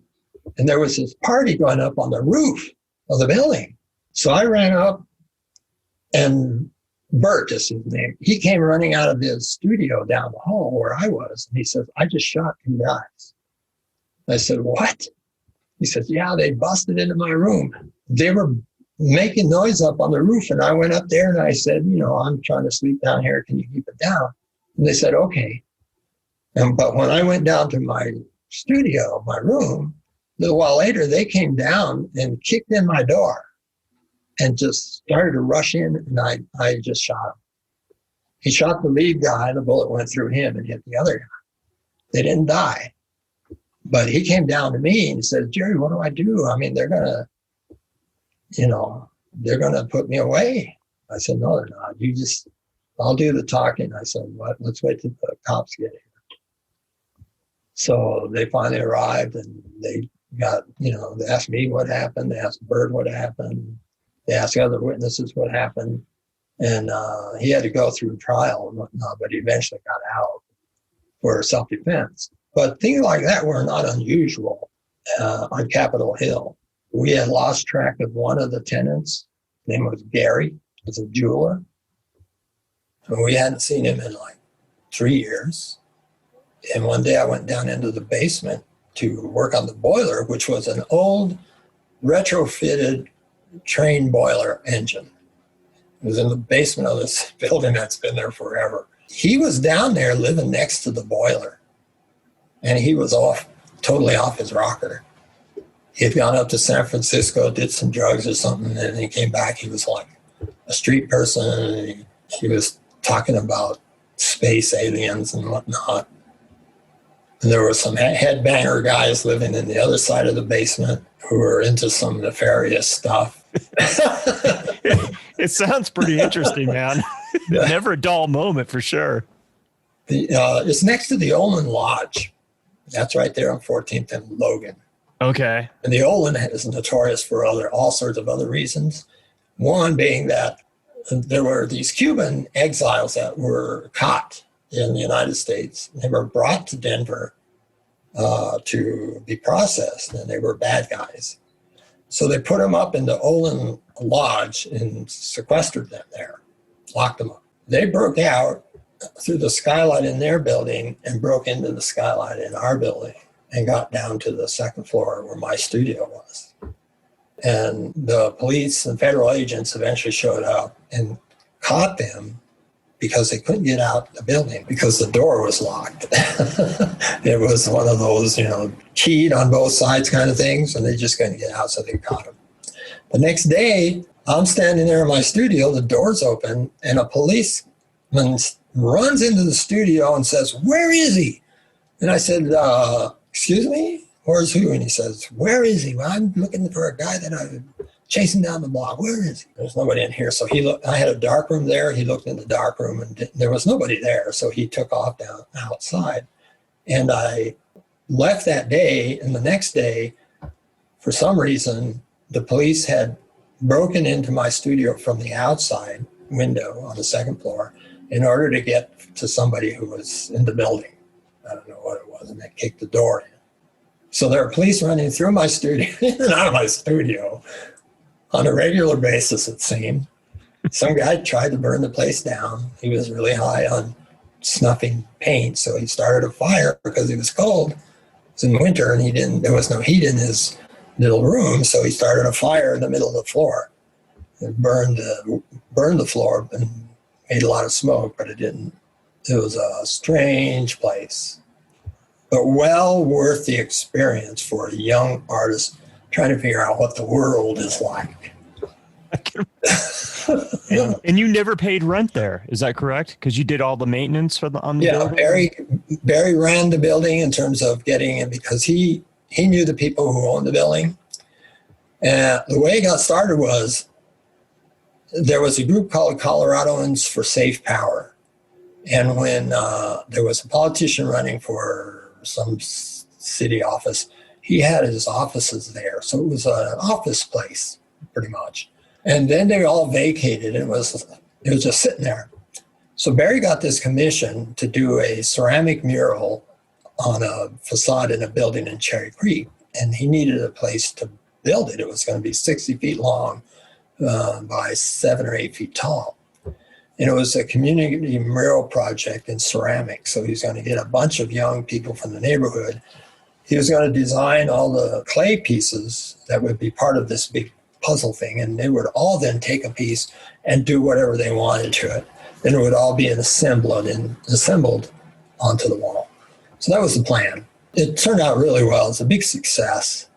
And we got really a lot of press for it. And we were noted for having a big studio building available, because once the mural project was over, we decided to get the landlord to just let us keep it going as a studio space. So Barry got his ceramic studio in exchange for being the manager of the building, taking rents and whatnot.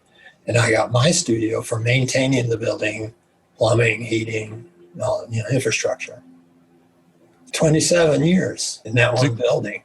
It's a good run, man. It didn't change a bit. When I left there 27 years later, it looked the same as it did when I walked in. Dilapidated, raunchy, full of bizarre archetypes. It's still the same. It's pretty cool. It's still crazy. A throwback to the good old dirty Denver. Yeah. Absolutely. And that was Capitol Hill was, what Capitol Hill was like back then. Yeah. I mean, you're risking everything going on in the Colfax. And we were right there. Like a Tom Waits song. Right? All these crazy characters. Yeah, you'd have to have a pretty gravelly voice to pull it off. The same thing happened. Well, it wasn't the same thing. I was with the Art Students League for 17 years. I started at their very first location back. A couple of artists had started what they called an atelier, and it was over by Paris on the Platte when it was down there under the 16th Street Viaduct in Lodo before it became Lodo. Ned Jacobs had a studio there, Ken Bunn, a lot of famous people, all of whom I knew and commiserated with. I was in a big old painting that Ned did of some cattle merchants in Arabia. He had me as one of the figures. But it was really a pretty heady time for artists down there. And the Art Students League came about as a result of the atelier. The artists who put the atelier together did it to sort of provide a space for young up-and-coming artists. Not a lot, just a few. It wasn't about giving art lessons to the entire public. It was about young artists that they chose, they handpicked, and said, okay, we're going to be doing atelier at this location out by the Platte River, by Paris on the Platte. And that went on for several years, and then it morphed into a bigger facility and a warehouse next to El Chapultepec. It was a 2-story building with huge multi-pane windows facing Market Street, right next to the PAC, and across the street from Big Art Supply, framers that was popular in Denver. And that's where I got involved with the Art Students League as an instructor. Eventually, because it was such a seedy location right next to the bar, and if you know that part of town and the PAC, you know what I'm talking about. It was like, we were having kids come there. Parents from the burbs are bringing their children to art classes there at the building. And so they had their misgivings many times about being there. So we decided, or the powers that be decided to upgrade their facility, and it really required them moving out. Meanwhile, I had gotten together with some other artists, and there's this school, a grade school on Sherman Street, I think it's 2nd and Sherman, that we were going to try to get the city to sell it to us. They're very hesitant about doing it. We wanted to do it and turn it into an art place, venue, gallery, studios, kind of on the heels of Art in Action. Pat Cronin was part of that, several other artists. But we couldn't get him to budge, and the Art Students League had more pull. So the Art Student League got the city to turn over Sherman School to them. And we moved the whole operation to Sherman School, which made a huge difference in how people felt about taking classes there. And it's still there today, going strong. It's been through a lot of changes. Through the 17 years I was there, it was like I went through 3 different directors. I was instrumental in interviewing them for the job because I'd been there from the beginning, and they all turned out to be really good people. After we sold the radio station, I was still with the league for a while, and then in 2003, I left. Without fanfare, just said I'm not coming around anymore. I give up my place on the board of directors. I'm not going to teach class. I just burned out on the teaching part of it. And it could have been that 7-year itch thing I told you about. But then that's when we bought this new building, the one that I'm currently in, because I was at the Art in Action building, and it was getting too small for me in terms of what I was doing artistically. And I wanted a change in perspective. It was getting too staid there, so to speak. So I started looking around for another studio space, and it took about a year driving all over Denver, trying to find the right place that wasn't too expensive, that would not be too far from the center of everything. And I was about to give up, and I was just driving down 6th Avenue, and I kept going. I didn't turn up Calumet. I was going to get on the highway. I went straight through Calumet on 8th over to Mariposa, and I saw this 2-story red brick building with a 2-lot parking lot next to it. And this guy was out there on the ladder putting up a giant phone number on the outside of the building. So I pulled into the parking lot. I said, "Is this place for sale?" He says, well, sort of. It's for sale, but not yet. To make a long story short, it was still a functioning bar. and it was built in the late 1800s. It was one of the first buildings in that area. Not too far from there, across the tracks, still is a marker for a Civil War fort that was in that location. And so it had a lot of history, and the building had been a bar. It's called the Burnham Bar initially, for the Burnham Yard, the Union Pacific Railroad. And then it changed hands about 3 or 4 times in the intervening years. And when we got there, it had expanded from the bar itself, which was a 2-story brick building. And they had built a cinder block section that stretched out. That was now the new dance hall and bandstand. And then the 3 lots of parking. It was noted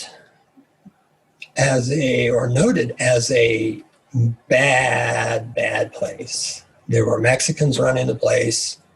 They were like cartel guys, drugs going through there like nobody's business, people getting shot and stabbed on a regular basis. The city shut it down as a public nuisance and took it away from the guy. He couldn't operate it anymore. They just put padlocks on the door that night that they kicked him out. So it was unchanged when I went in to look at it. We could have opened it that night and started a bar going. So I asked them what the deal was, and they wanted to sell it to get their money out of it. So eventually he acquiesced and decided to sell it.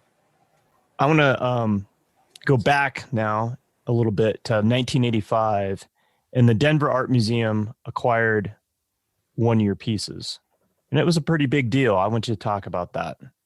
The new curator of the Denver Art Museum's contemporary department decided she was going to start collecting local artists. So she would be at all the art shows, Pirate, Core, Spark, looking for art to buy. And she bought some.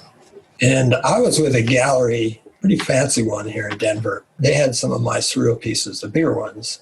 Diane Vanderlip was the curator. And she saw a painting that I had there and wanted me to get it into their collection. They don't pay for those things. They have entities that generate funds to do it. So we worked out a deal through the gallery and a collector of mine to have that happen. It was the first painting acquired by the Denver Art Museum of a local Hispanic artist in its history. So it was a big to-do. And there was a huge unveiling and a lot of people there. And when it was all said and done, I got a lot of heat from the community, primarily the Chicano elements of the community were complaining that I was not the right person to choose to represent that community. In essence, they wanted to see a brown face, yada, yada, yada. So that didn't go over very well in terms of, how the public was looking at it. Although there were a lot of people, and there were some articles written about it, people complaining, and there were a lot of people who came to my aid in those articles. It was pretty interesting. I didn't feel particularly upset about it because I had never promoted myself that way. My work is not Chicano-based, and a lot of people don't realize that Chicano is not an ethnic group. It's an identity group. And I just never was in that identity. I got drafted in 1968 and I was like 19 and there was very little going on. It just started when I left the country, where people were protesting the police and, all of that happening on the north side. So I missed all that. I was out, being a soldier. Mm-hmm. When I came back, there was a lot of, most of the veterans were being treated pretty poorly coming back from Vietnam. And because I had a green uniform on when I got to the United States, that didn't sit well with people either. So I was like, people were scowling at me. And when you get out of the military, the government gives you a voucher. So when you get stateside, you have a voucher to fly home. It's typically honored or was honored by any airline that was going where you live. but they wouldn't honor mine because I was wearing a uniform. So I had to I had to pay for a way to get there myself. So that was real. There was all sorts of different ways, different factions can wear you down if you're sensitive to it. To me, it was just, everybody was going through it. Everybody had those feelings. The entire community that I grew up in was divided in that way as well.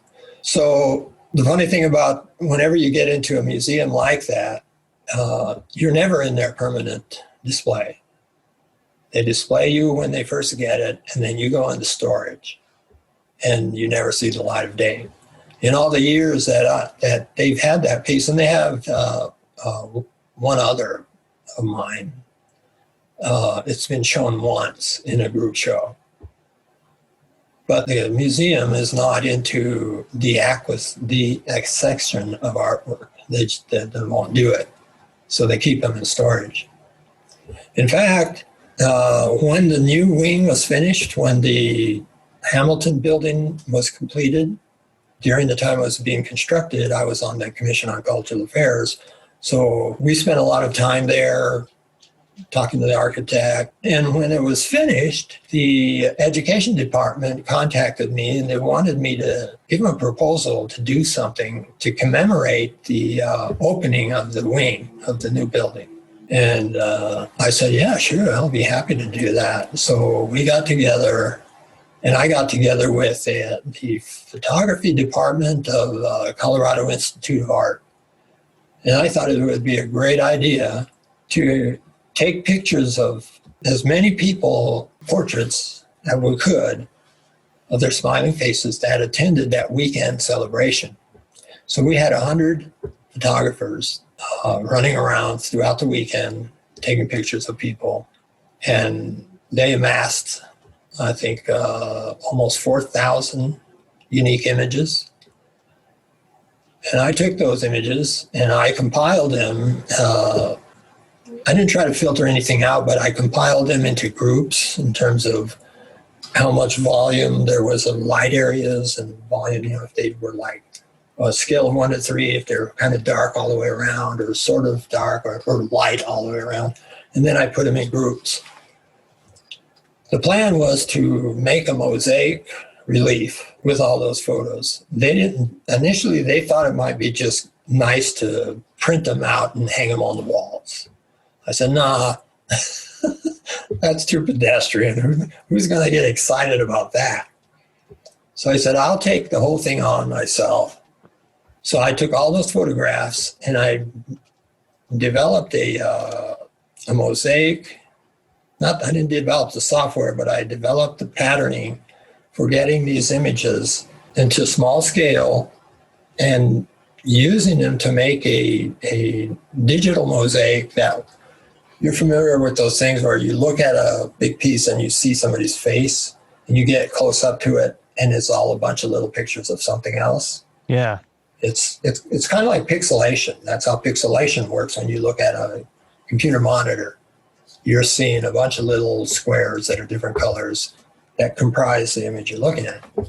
So it's not too far removed from that technology.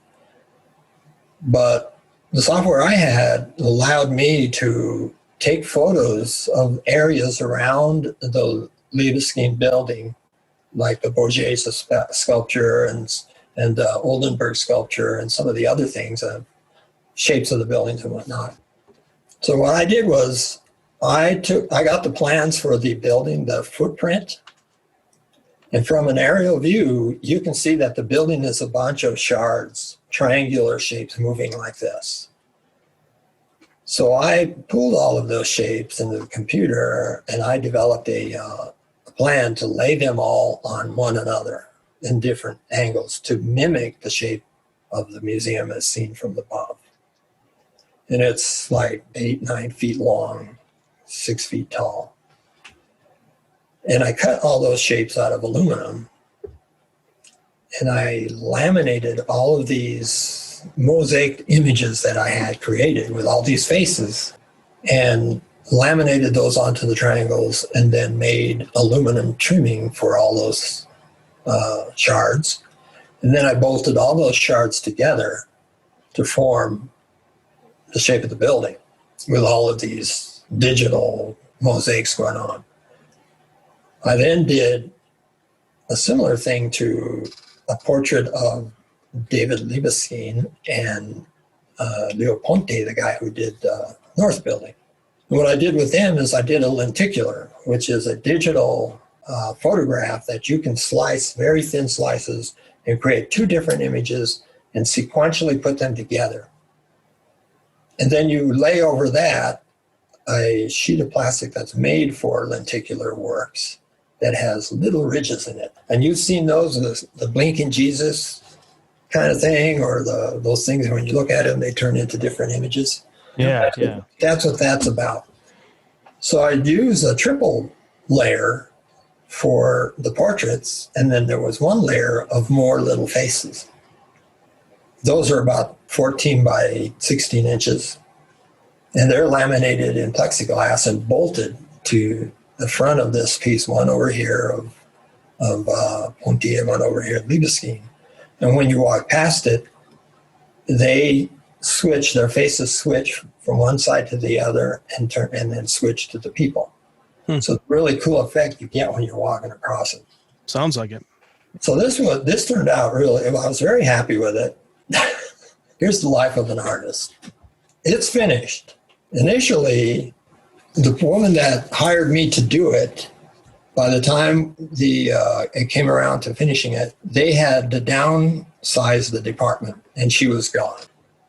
So all the people that were saying, oh, yes, it's going to be shown right here on the front wall when they come into the building. Then it got moved to another one. It didn't ever get there, and then they said it's got to go somewhere else. When they did this big shift, nobody wanted to take ownership of the piece intellectually. Oh, it's not my department. I don't know what to do with it. So it was over. It never got into the building. Through a lot of emails and talking back and forth with some of the people in the museum on the north side, they agreed to hang it for an indeterminate time in the Schlescher Hall of the north building. And it was there for about a year. Then I went in there one time to look at it, and there were stains on the front of it, and there were stains running down the wall, and there were stains on the false ceiling up there. So I told him, I said, hey, your roof is leaking, and it's getting down the wall, and it's landing on this art piece. So they said, oh, okay, we'll take it down. They took it down, and it never came out of storage, ever again. They called me on the phone and said, okay, we're rearranging our storeroom and whatnot. We'd like to give you back this piece because we can't use it. We can't store it anymore. So I said, okay. So I go and pick it up, and here I have this huge mosaic wall thing that's pretty significant as it pertains to the history of this building and the people that were there. But they didn't want to have anything to do with it. So I started a letter campaign to different entities, the Colorado History Museum, the Denver Public Library's Western Art Collection, all over the place. Nobody would take it except for the Denver Public Library. They said, we would love to have it.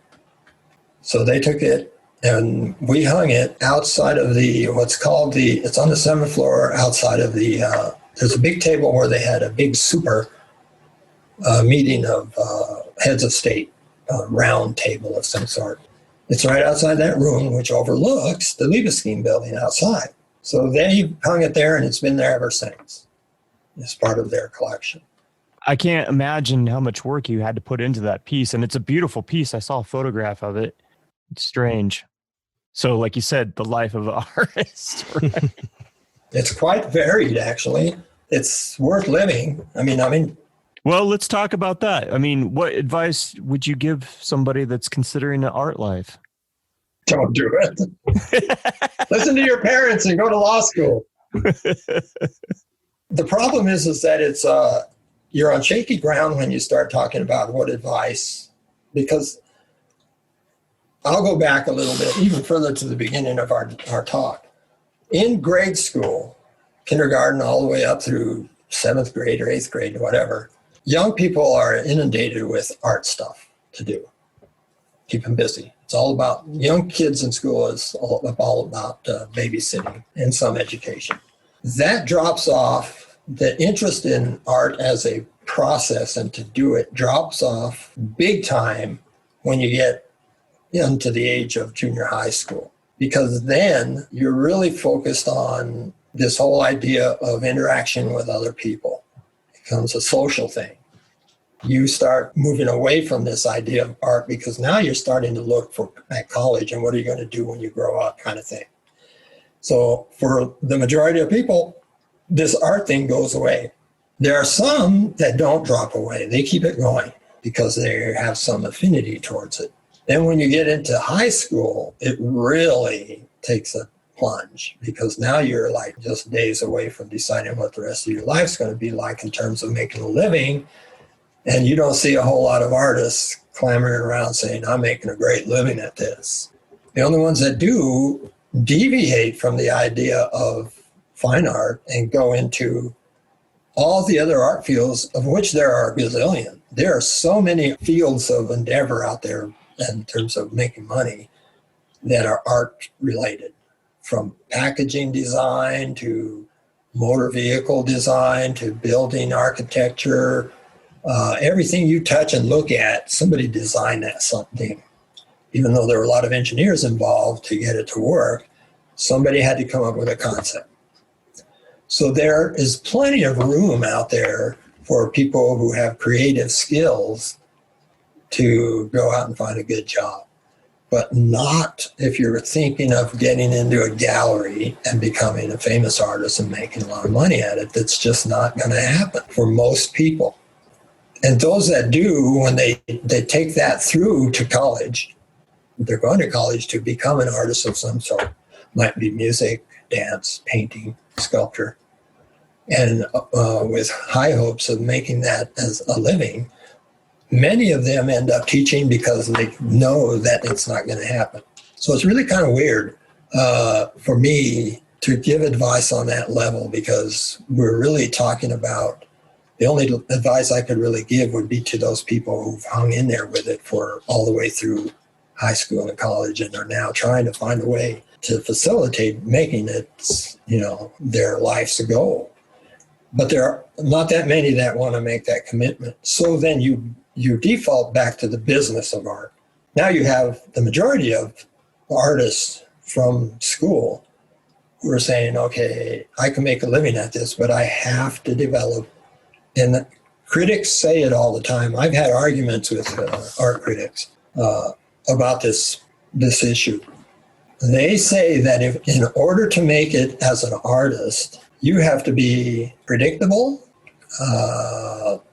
consistent, and willing to make compromises, or it's going to be a hard road if you're someone like me, who's not going to do any of those or doesn't want to do any of those. But there are a lot of people who do. They say, okay, they take their portfolio and they're not really prepared when they get out of school, art school or whatever it is. They have a portfolio and they think they've got a good one. And I've been through this. I'll have a real weird story about this, but they'll take their portfolio around and they'll say, okay. And at that time when I was doing it, it was all about slide images. You can remember that you send out a package of slides to a gallery and hopefully they like it and send a package back and say, oh yeah, we'll take your art. That never happened. It's rare for that to happen.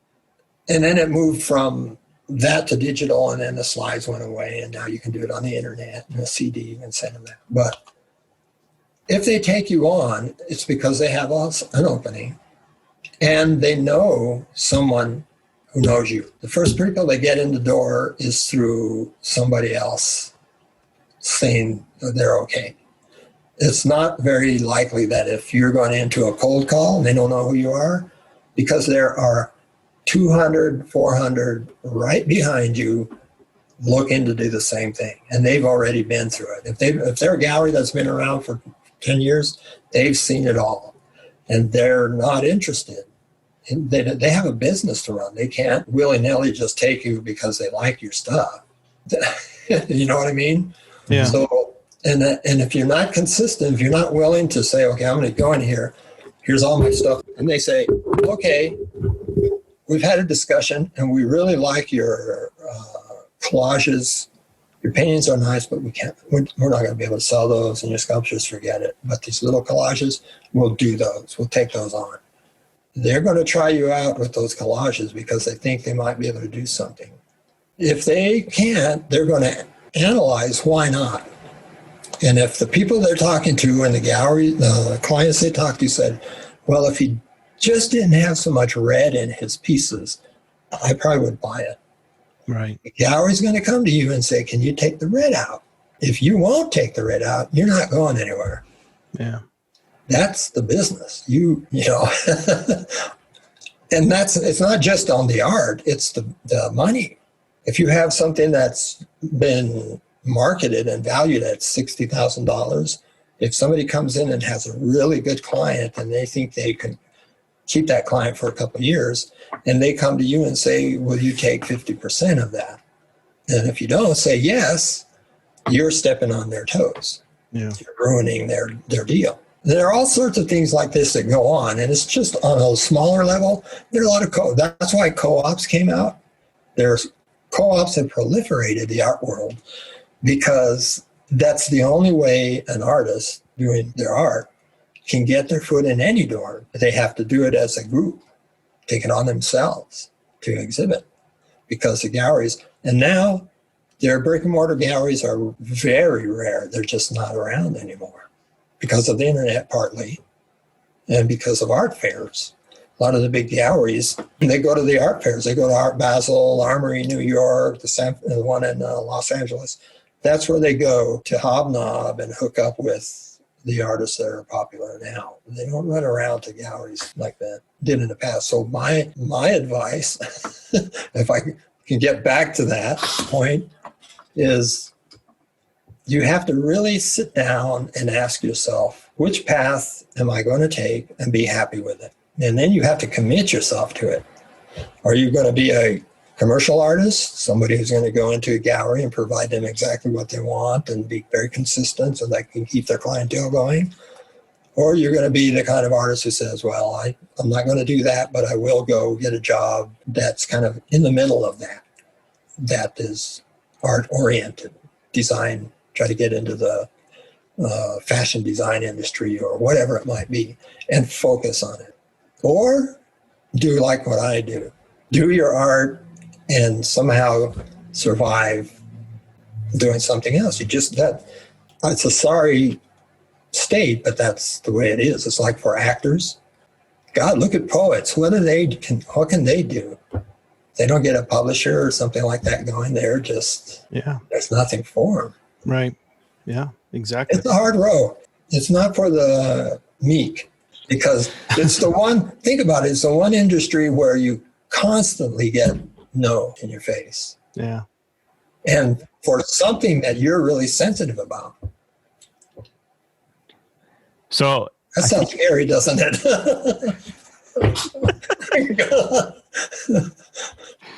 We need T-shirts that say "Be like Jerry." Don't be. What would you follow that with?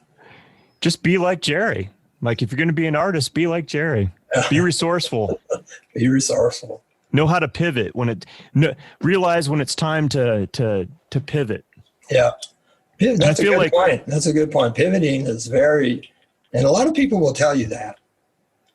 The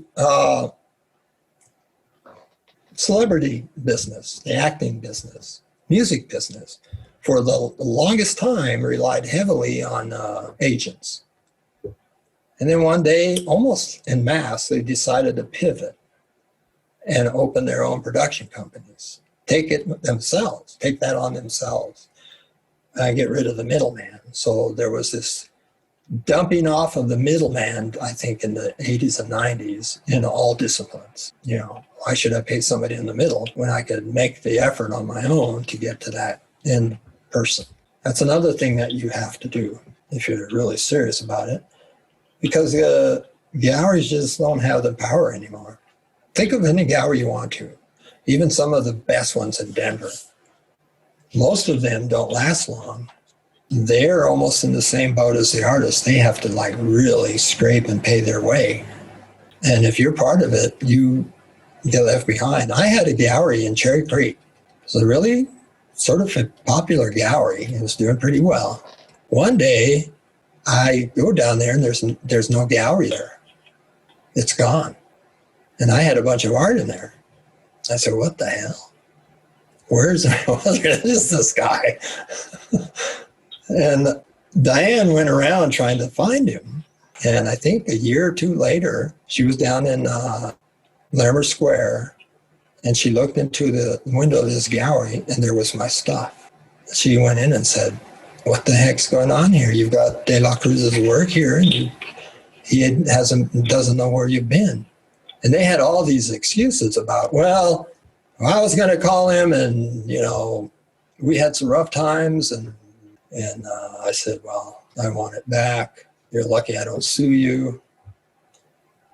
I've had galleries who didn't give work back to me, refused to.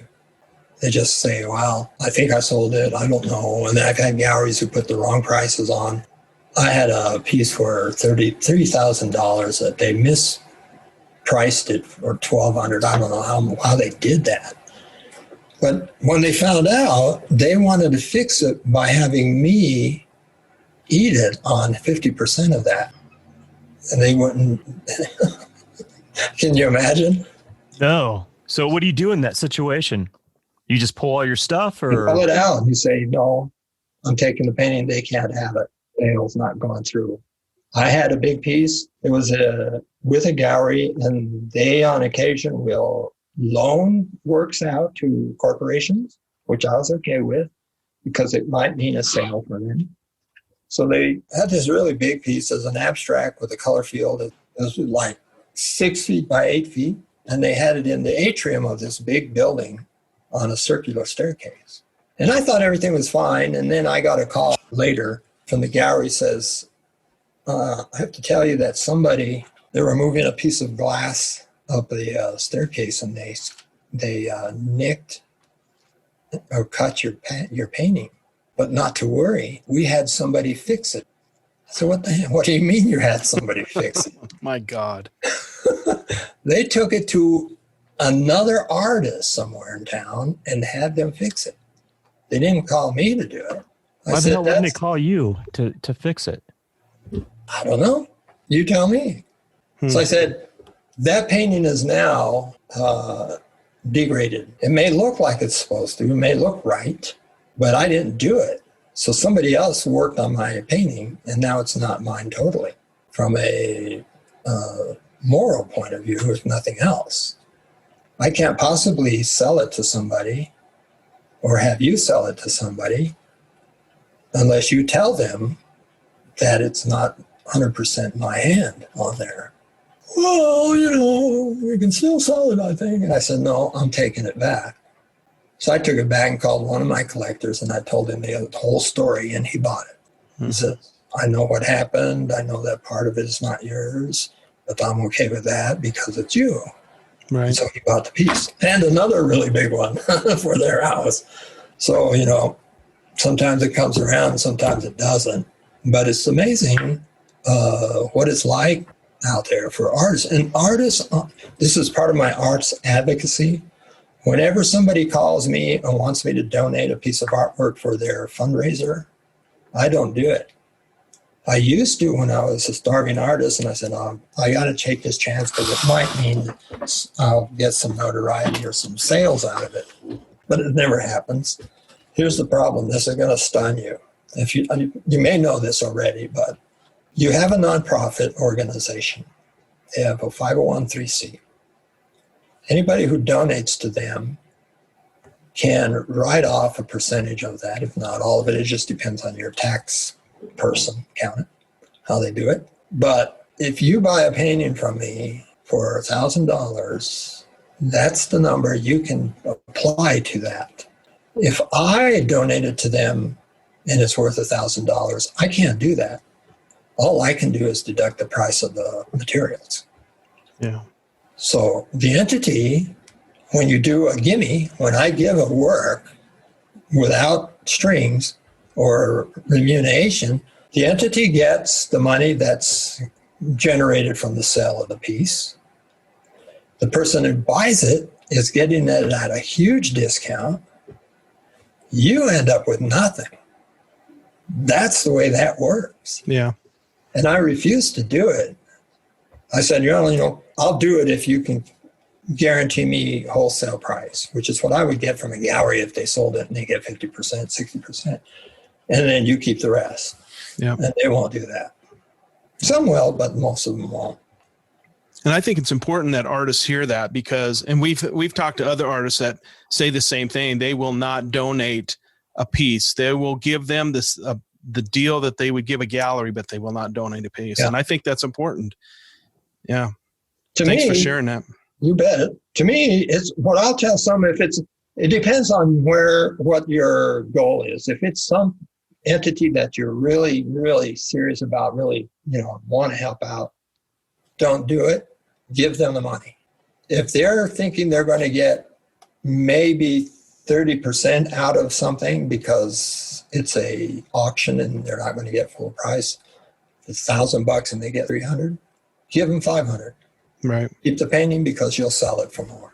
Yeah. And they'll get more than they would have if they auctioned it. Do not give them the work. Right. Give them the money. That's what they will.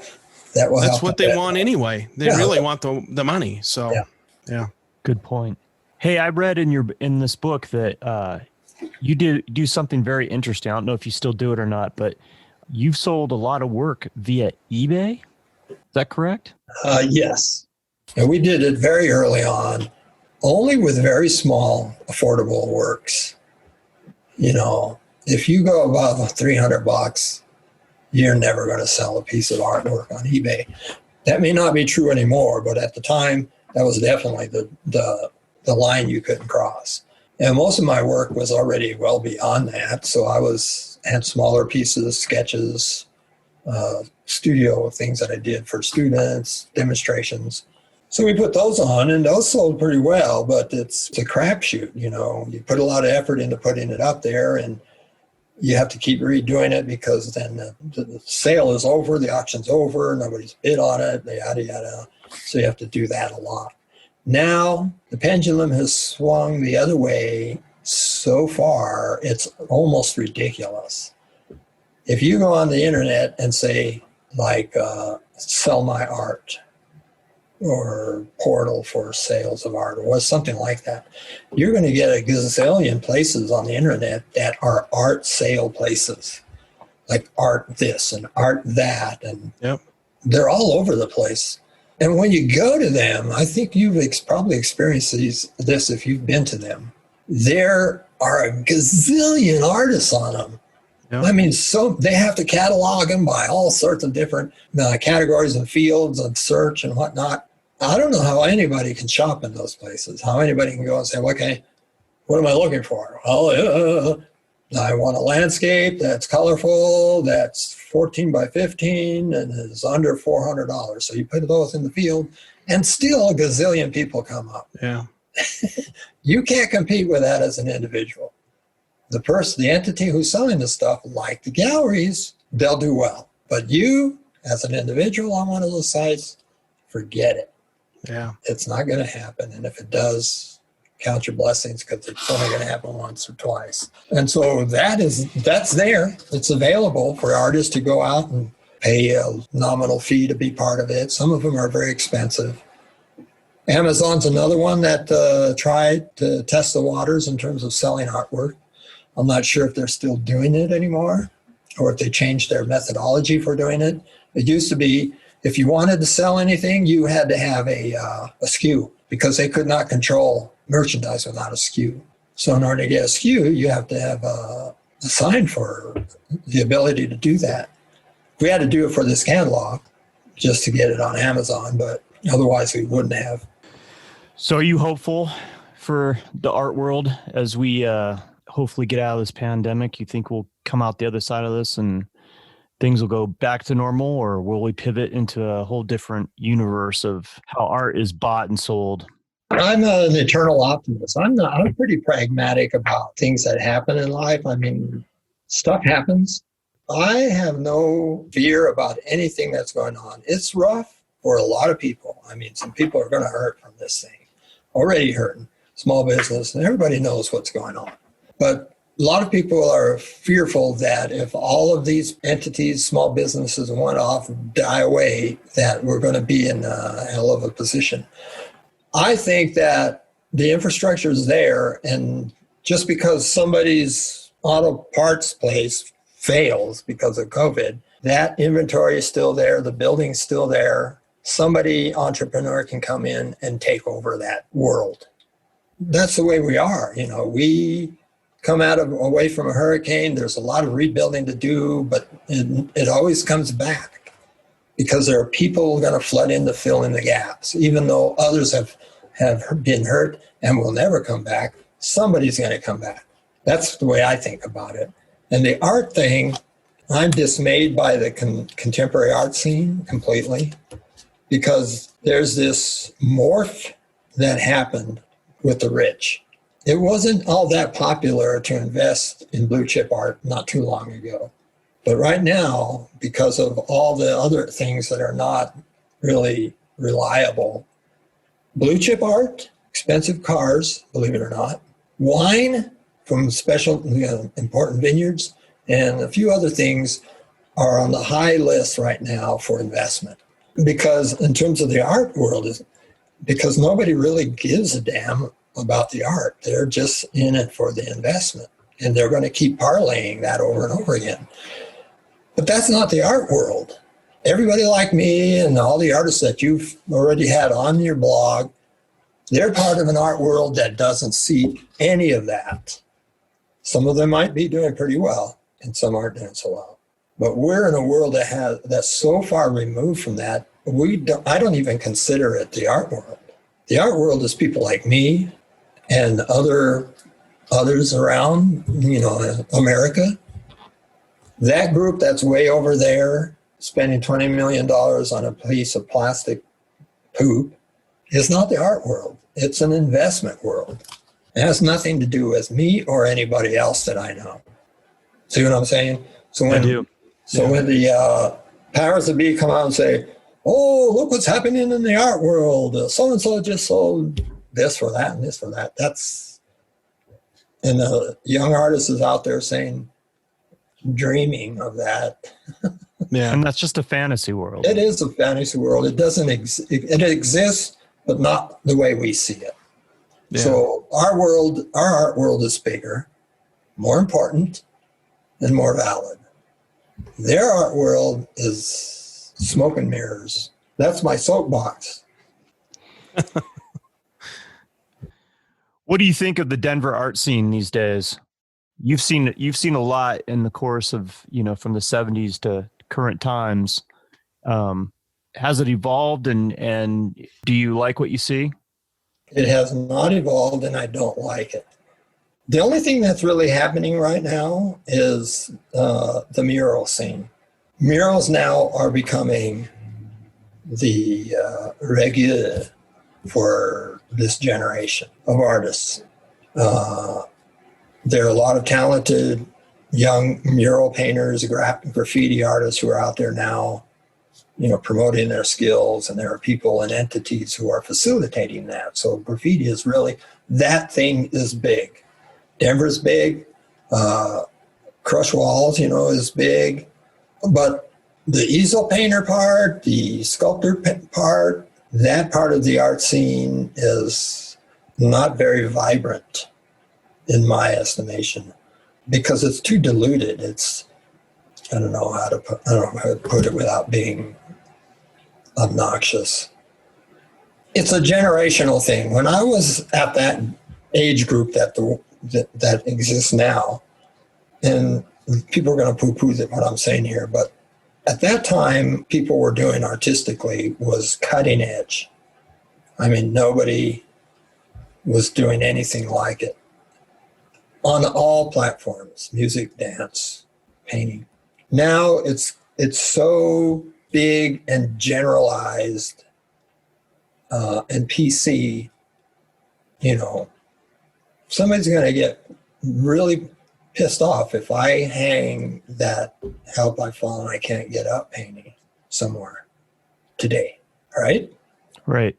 They're going to say, that's sacrilegious. How dare you? Yada, yada. They're just going to demand that it be taken off the walls. When I saw this coming when I think in, I don't remember the year, but it was like maybe 4 years before I left the Art Students League. There was a young Chinese guy who was a student there. He did a painting, a self-portrait of himself, full length, and he was holding his shirt open, and he had a bomb pack on his chest and a gun in his 45 automatic in his hand. And he was looking right out of the painting at the person standing there looking at it. Much to their credit, the league gave him Best of Show. And I think the award for the Best of Show was some scholarship money. But the furor that was caused by that painting, the people were just like besides themselves. How can you do that? How can you do a painting and show it and give it a special honor for somebody who's promoting, blowing up other people? They just couldn't see past all that. They couldn't see anything. They were just, and that's it's gone way overboard now. So from that past, what happens then is that the art it has to follow the dictates of the morals of the society if you're going to have a career with it. And it's just going to make everything more pablum than anything else. You won't have the cutting edge people, young people doing radical, unless it's political, Yeah. It was interesting. You mentioned that your artist path followed very similarly to Dan Sprick's artist path. Yeah. It was interesting in that a lot of what he said mirrored my experiences, just in terms of growing up. I mean, literally, how it started, the fact that he used to build balsa wood airplanes and, all those things like that were things that I experienced along the way. But we diverged once we got settled in, for the most part, to knowing who we are as artists. His perspective on it is very different than mine. We're just two different people. We had parallel existence in terms of, how young boys experience our generations as we move through them. But when it comes to the idea of producing art and why, I think we're different paths there, which I think is really good. The worst thing would be for us to come out the same, Well, yeah, exactly. Everybody wants to have their own unique voice, and you don't want a world full of the same art, right? And that's kind of what we just talked about, is that there's no cutting edge stuff that's going to be happening like it was when you were coming up, at least not in this environment. Right. It'll come back. It's cyclical, I think. Cyclical. Yeah, it will. And it'll eventually come back, but we're in a kind of a weird place right at the moment. You said something interesting just now. You used a word that I had trouble with, not now, but in the past, and that was voice. I attended a panel discussion that was a bunch of art critics, Denver art critics, not a bunch, 3 of the famous ones. You probably know every one of them, their names if I told you. And they were basically of the mind, and so is most gallery owners, and it goes back to the business of art, that their position is that as an artist, you must find out what your voice is, what makes you unique to the next person. But the way they couched it was that if you don't do that, you won't make any money at it. Because, when you look at a Van Gogh, it's a Van Gogh. When you look at a Salvador Dali, it's a Salvador Dali. That's their perspective on what is a successful artist. I don't buy that at all. That's goes very contrary to how I feel about it. That's not to say that that's bad. There are artists all over the place that found their voice, and for a variety of different reasons. One, because what they were saying was being accepted by a large marketplace, and they were making money at it. So why tip the cart? Keep that voice going in order for people to know who you are or to recognize your work and apply it to a name. I don't know how that works. For me, it doesn't. Partly because I keep changing. How can I have I don't know if I put it in the book or not, but somebody asked me, it was somebody who was very sensitive about the art world and what it really means to be an artist, asked me, don't you want to find out what your voice is? And when it came right out of my forehead, I said, I prefer to be a multilingualist. And if I have to speak in tongues, that's okay. And it sort of sealed that for me, that I don't have to be somebody who says the same thing all the time. I can be somebody who says different things, but try to say them well and with conviction, even though it will hurt your public persona or your career as an artist. Does that make sense? That makes perfect sense. Yeah. But isn't that still voice? No. When I think of, and I'm going to put it in terms of like my musical taste or musicians that I admire and really like Neil Young. Neil Young is always pivoting. He has his own voice, and he doesn't give a shit like what the critics think, or even I think what his audience thinks. He's going to do what he wants to do or what he feels at that moment. That's good. Prince was the same way. Yeah, exactly. He always did what he wanted to, Yeah. But I think it's semantics in a sense, because really you can say it's voice, but at the same time being multilingual, I think I like that term better. It's the same thing, but the way they were describing it is if you don't change, you have to have one single look to have voice, where what Jerry's saying is you being multilingual, that's just as valid. Having different perspectives. I think there's two different perspectives. There's the artist perspective, and then there's the critics perspective, right? Like critics always have this idea of what things should be, but that doesn't necessarily gel with, it doesn't even gel with the viewer, the audience of the artist or the artist. That's just their opinion, Yeah, exactly. Critics, it's a misnomer. When I think of a critic, I think of the critics like from the 1960s, serious intellectuals who analyzed art and gave you their perspective on how it fits into the rest of the milieu of art and where it comes from, where it's going, and criticizes that work, not to put it down, but to sort of express to you where they think it's coming from, what its influences, and where it's going. Now, critics are describers. They just go out to a gallery and they say, well, I walked in and so-and-so had this beautiful red painting there and the colors were kind of moving like this. They just describe the art, and that they think that makes them a critic, and it doesn't. It makes them a reviewer. Right. With an opinion, just like you're saying. This is your opinion, but it doesn't carry any weight because it's just your opinion. You need to back it up somehow. You need to educate me why you think this artist is moving in this direction and what's pulling him there. As a critic, you should see that or try to ferret it out and be honest about it. But that's one of those things that really irks me about critics now. Rarely, unless it's in New York maybe, do they ever say anything bad about somebody's work. From a critical standpoint, not by being mean or anything, which is missing. You don't learn if you don't find out why something's not working. Right. But it has to be legitimate. It can't just be their opinion. I love having that discussion about voice, because we've talked about voice a lot in the last month and a half, 2 months, with a lot of different artists. And we've had discussions with a friend of ours who's a curator as well. And so that whole terminology comes up a lot. What I love about your work is what I love about Neil Young, right? Like you just do what you feel and what you want to do.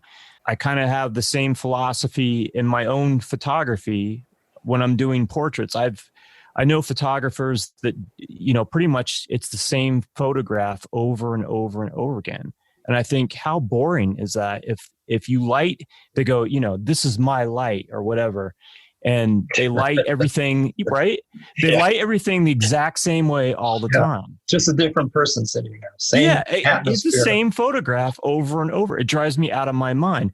And so I've had people look at my portfolio and say, I don't get it. Like, I don't see a style here. And I'm like, it's not about a certain style. My photography is not about my style. Like, when I'm doing a portrait of a person, that person dictates how I'm going to light for that particular portrait.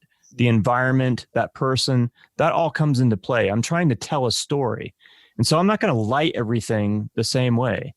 If it's a moody subject, I'm going to light it moody. If it's if it's a very happy photograph, it's going to be light and ethereal, nice and open, and, kind of have that sunny California vibe to it.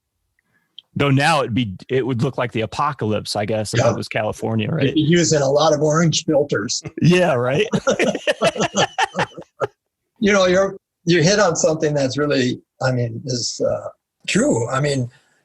To me, portrait artists can't possibly succeed if they don't spend some time with the subject.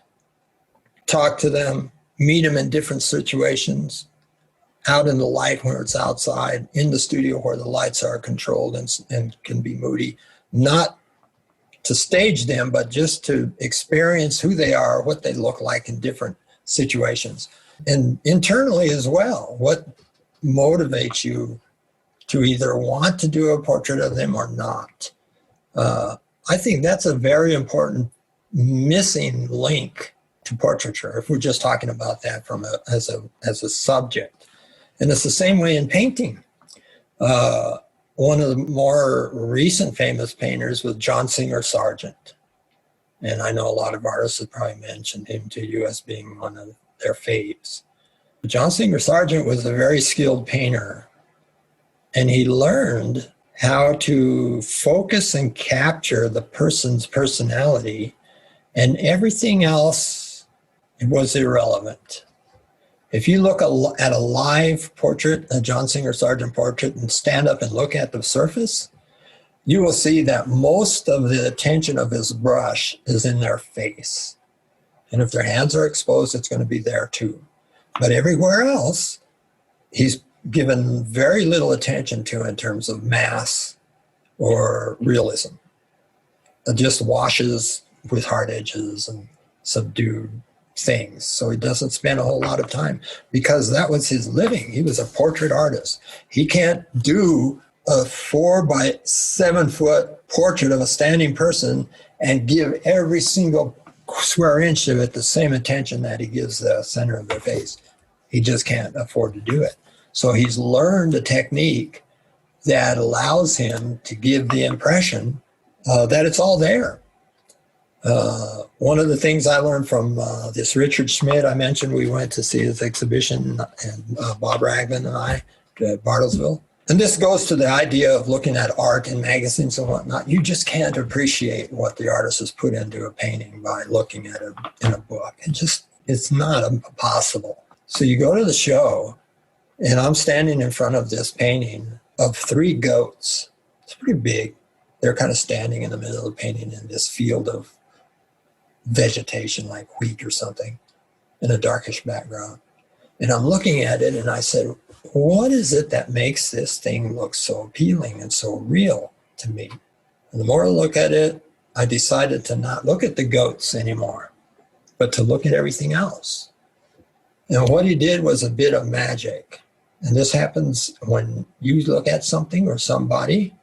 He focused on the goats' faces and their heads. And then radiating out from there all the way to the edge of the counter, things got more and more blurry. Imperceptible. But your brain was picking up on that. Your eye is an amazing thing. Even though you're looking straight at something, it sees everything else. The optics. It doesn't differentiate all of that. Your rationale as a person, you do that. You look at something and things around, you're oblivious to them. And that's one of the things that I'm trying to get my students in the drawing class when they're looking at a model, is don't look at the model. Look at everything the model is touched by. The space around it, the model, the lights that are there and not there. That's what's going to tell you how this thing should feel to paint it. But it's the same way with the portrait picture. And it hit me like a ton of bricks.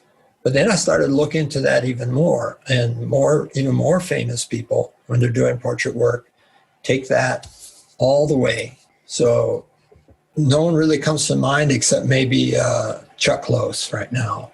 If he's doing a straight-on portrait of you, what's the first thing he wants your eye to see? The tip of your nose. The tip of the nose? Yeah, because the tip of your nose is the closest thing to my eye that I can see clearly.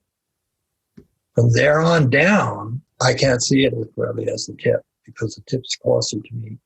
And then as you go around soft edges, the eyes, the nose, and the lips are the predominant physically forward objects.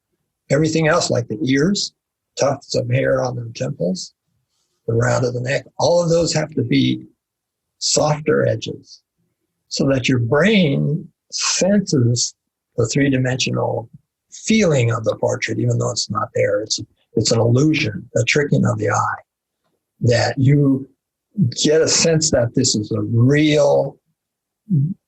realistic looking person without going into making it look like a photograph. So when you do that, when you give everything the same attention in terms of focus and whatnot, you take away the eye's ability to feel the mass of that face in space.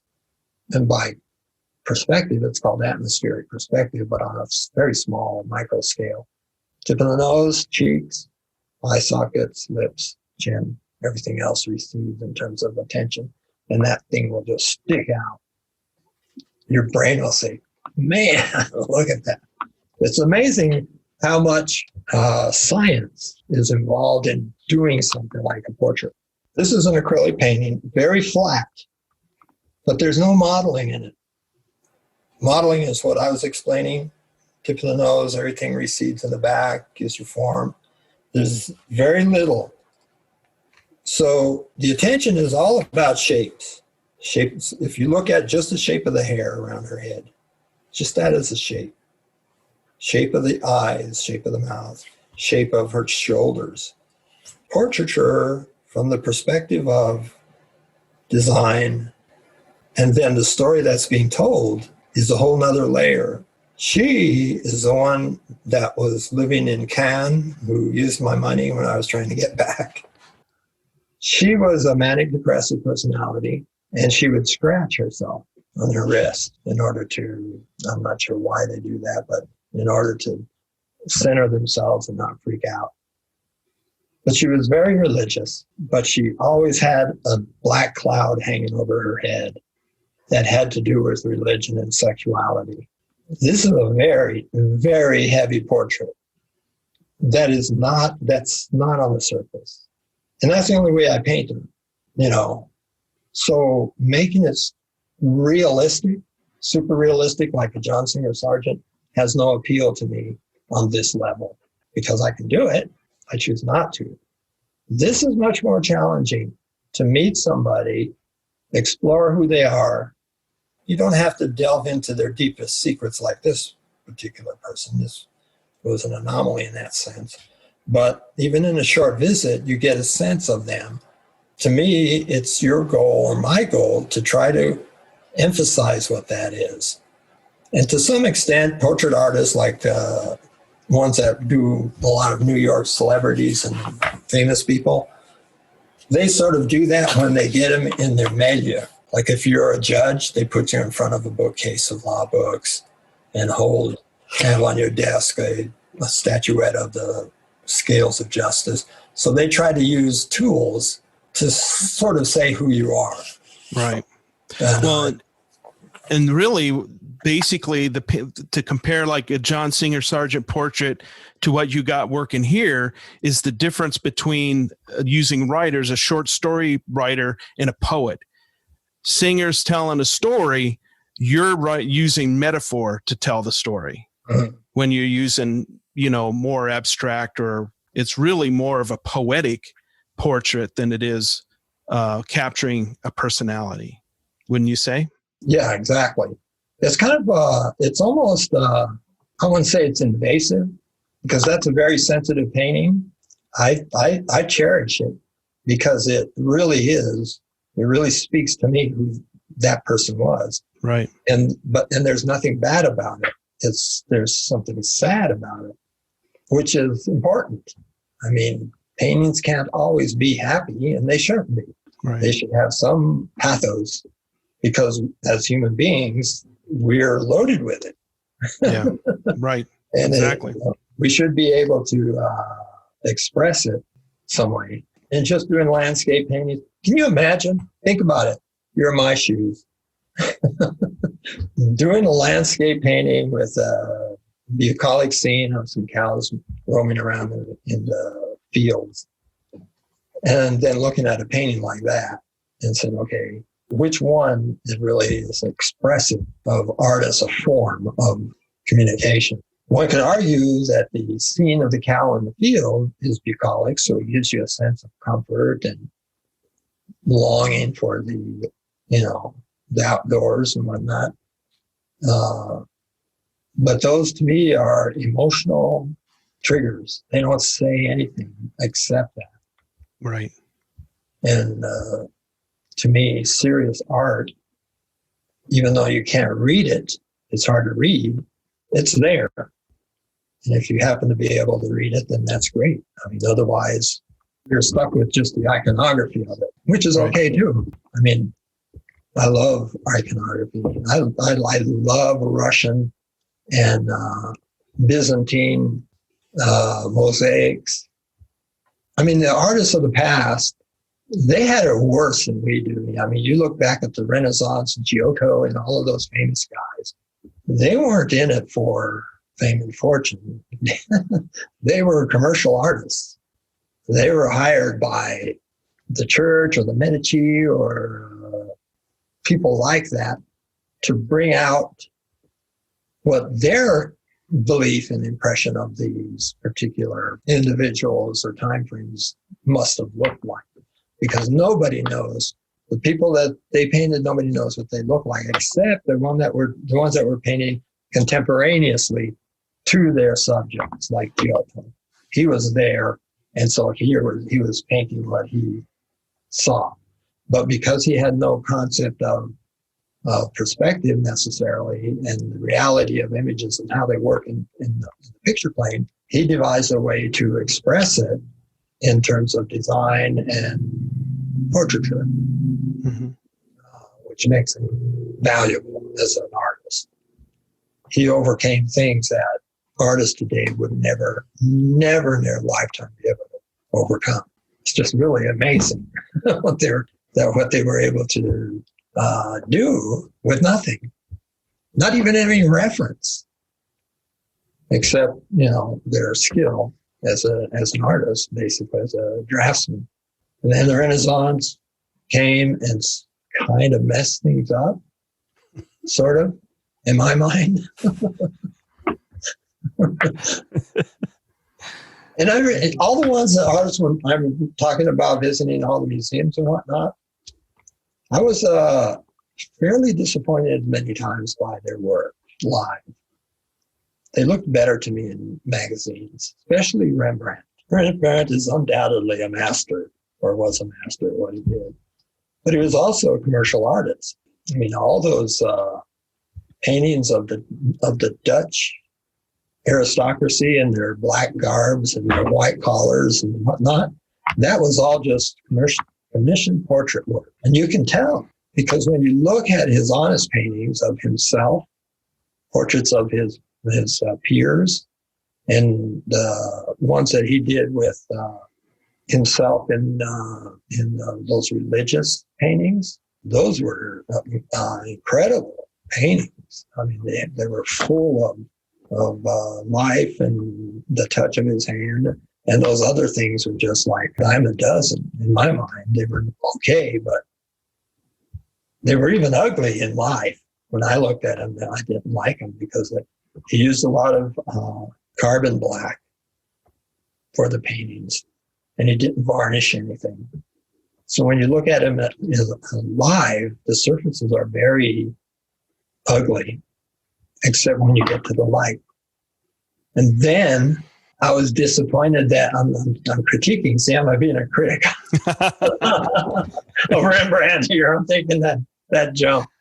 The Dutch style at the time was to sculpt their paintings with a brush and use varnishes to bring out the tonal variations. You know, when you see those very frilly, highly detailed collars and things that they're wearing, when you look at them close up, you can tell that that's all an illusion. Not that painting isn't, but in a lot of them, because he was a portrait artist by commission, didn't want to spend a lot of time on them.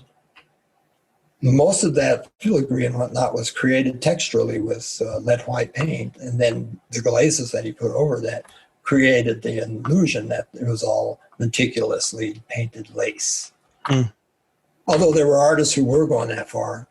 Anga, Jominique, Anga he was one of those artists that I really appreciated for his skill, because he paid the same attention to every single facet of the painting, from the fingers to the eyes to the stuff going on behind him.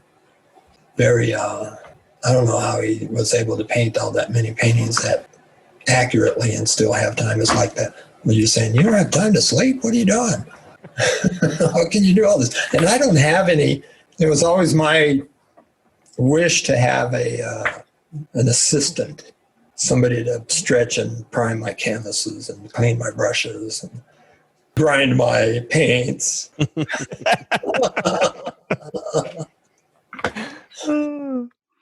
Well, speaking of your own work, since you've been back from Miami, what have you been spending your time on since you've been back to Denver?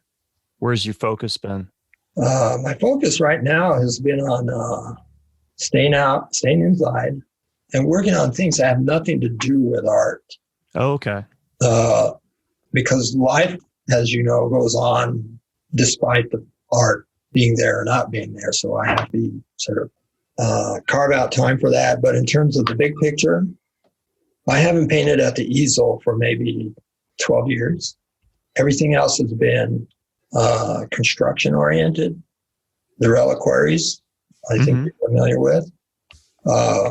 That took a big chunk of time. That took like 4 or 6 years to get to that. Been there, done that phase. Now I'll do one every once in a while, not because I want to add another reliquary to the inventory, but because there's an object that I don't want to lose track of. So I put it in a reliquary so it goes on living. Does that sound weird? No, I don't think so at all. And Neither do I. Those creations are beautiful, I think. I mean, I'd love to see them in person. I mean, it's one of those things where, they're nice photographs in this book that you sent me, but in person, they got to take on a whole other life, They do. They're pretty, I'm sort of kind of shocked by it, because whenever I do even one piece of art or a series of them, albeit short, if that's out of my sight and out of my mind for 6-7 months, when I see them again, I just really am amazed that I was able to make it. It really surprises the hell out of me. It does. I mean, even when I'm doing renovation, like this building, we renovated the second floor, which was the flop house, into our living space. It's a condo kind of look up there. I did all the work myself. Diane helped a lot, but I was the guy that put it all together, built it, cut all the molding and shaped everything. She did a lot of drywall, believe it or not, hanging it. I surfaced all of it. But whenever I get a moment to just walk around, and you'll find me just walking around, not working, but looking at everything that comes into my vision. And I go up there and I look at the molding around some of the arches that I cut out of the walls and the baseboards and the window casing and whatnot. I look at it and said, I can't believe I did that. I just really can't believe it. Same way with the reliquaries or a painting, a nice painting. Because when I'm doing it, I don't know how to express it in a way that's more really, you can grasp it. But when I'm doing it, I'm doing it blind. I'm really not seeing what it is. I'm just seeing what it's become. So the process of getting it together sort of dilutes your feeling about it. Because you get to the end and say, okay, that's done. Let's get another one going. So it doesn't have a life yet. And to me, it's part of one of the cogs in the big machinery of me doing stuff. But when I get away from it, and all of that gets washed away by others, imposing on my brain or things that I'm seeing, when I get in front of it and see it again, it just knocks me out. It's just like, bam. Well, it's not so much I made that, but it's like I'm surprised I did. Mm-hmm. Because I'm many times, and you have artists tell you a lot that there's always this self-doubt thing going on. It's doubly difficult when you know how much effort you put into it and whether that effort is of any value to you or anybody else in the big picture, in all of it. That's why other artists I've spoken to, especially of an older generation than myself, I'll be 72 this year, they are really concerned about what they're leaving behind, their legacy. Yeah, they want to make sure that somehow that's kept going, and in my mind, I know this is going to be weird, I don't give a shit because I'm going to be dead. Right. Everybody else, I mean, who knows what's going to go on? I mean, I don't worry about that. And really, you have little control over your legacy anyway. Yeah, it's for later generations. Absolutely. People who think they're engineering how they're going to be seen in the future have no idea or concept of how time works in that way. Right. The only time you can really know when somebody has had an impact or has been relevant, contemporaneous to their time, is many years down the road. Yep. So you can get historical perspective and look back and say, nobody cared about him, but he had his finger on the pulse. Yep. That's it. It doesn't work the other way around. So I tell people, that's why I say, don't worry about that. Do your thing. Everything, if it takes care of itself, it will. If it doesn't, you won't know the difference. Yeah.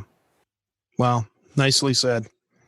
Man, it's been a pleasure to talk with you this evening. It was likewise great conversation, and I can't wait to, like I said, see you in person sometime and have a beer or a cup of coffee or something. You're both more than welcome to come down here, even if it's COVID time. I mean, masks, that's what it's all about. Yeah. They make you do gargle with mouthwash, and I burn your lips with a that's awesome. Drink a little bleach, as somebody would tell you. Have this drink before you come in the house. That's and right. Rub some of it on your face.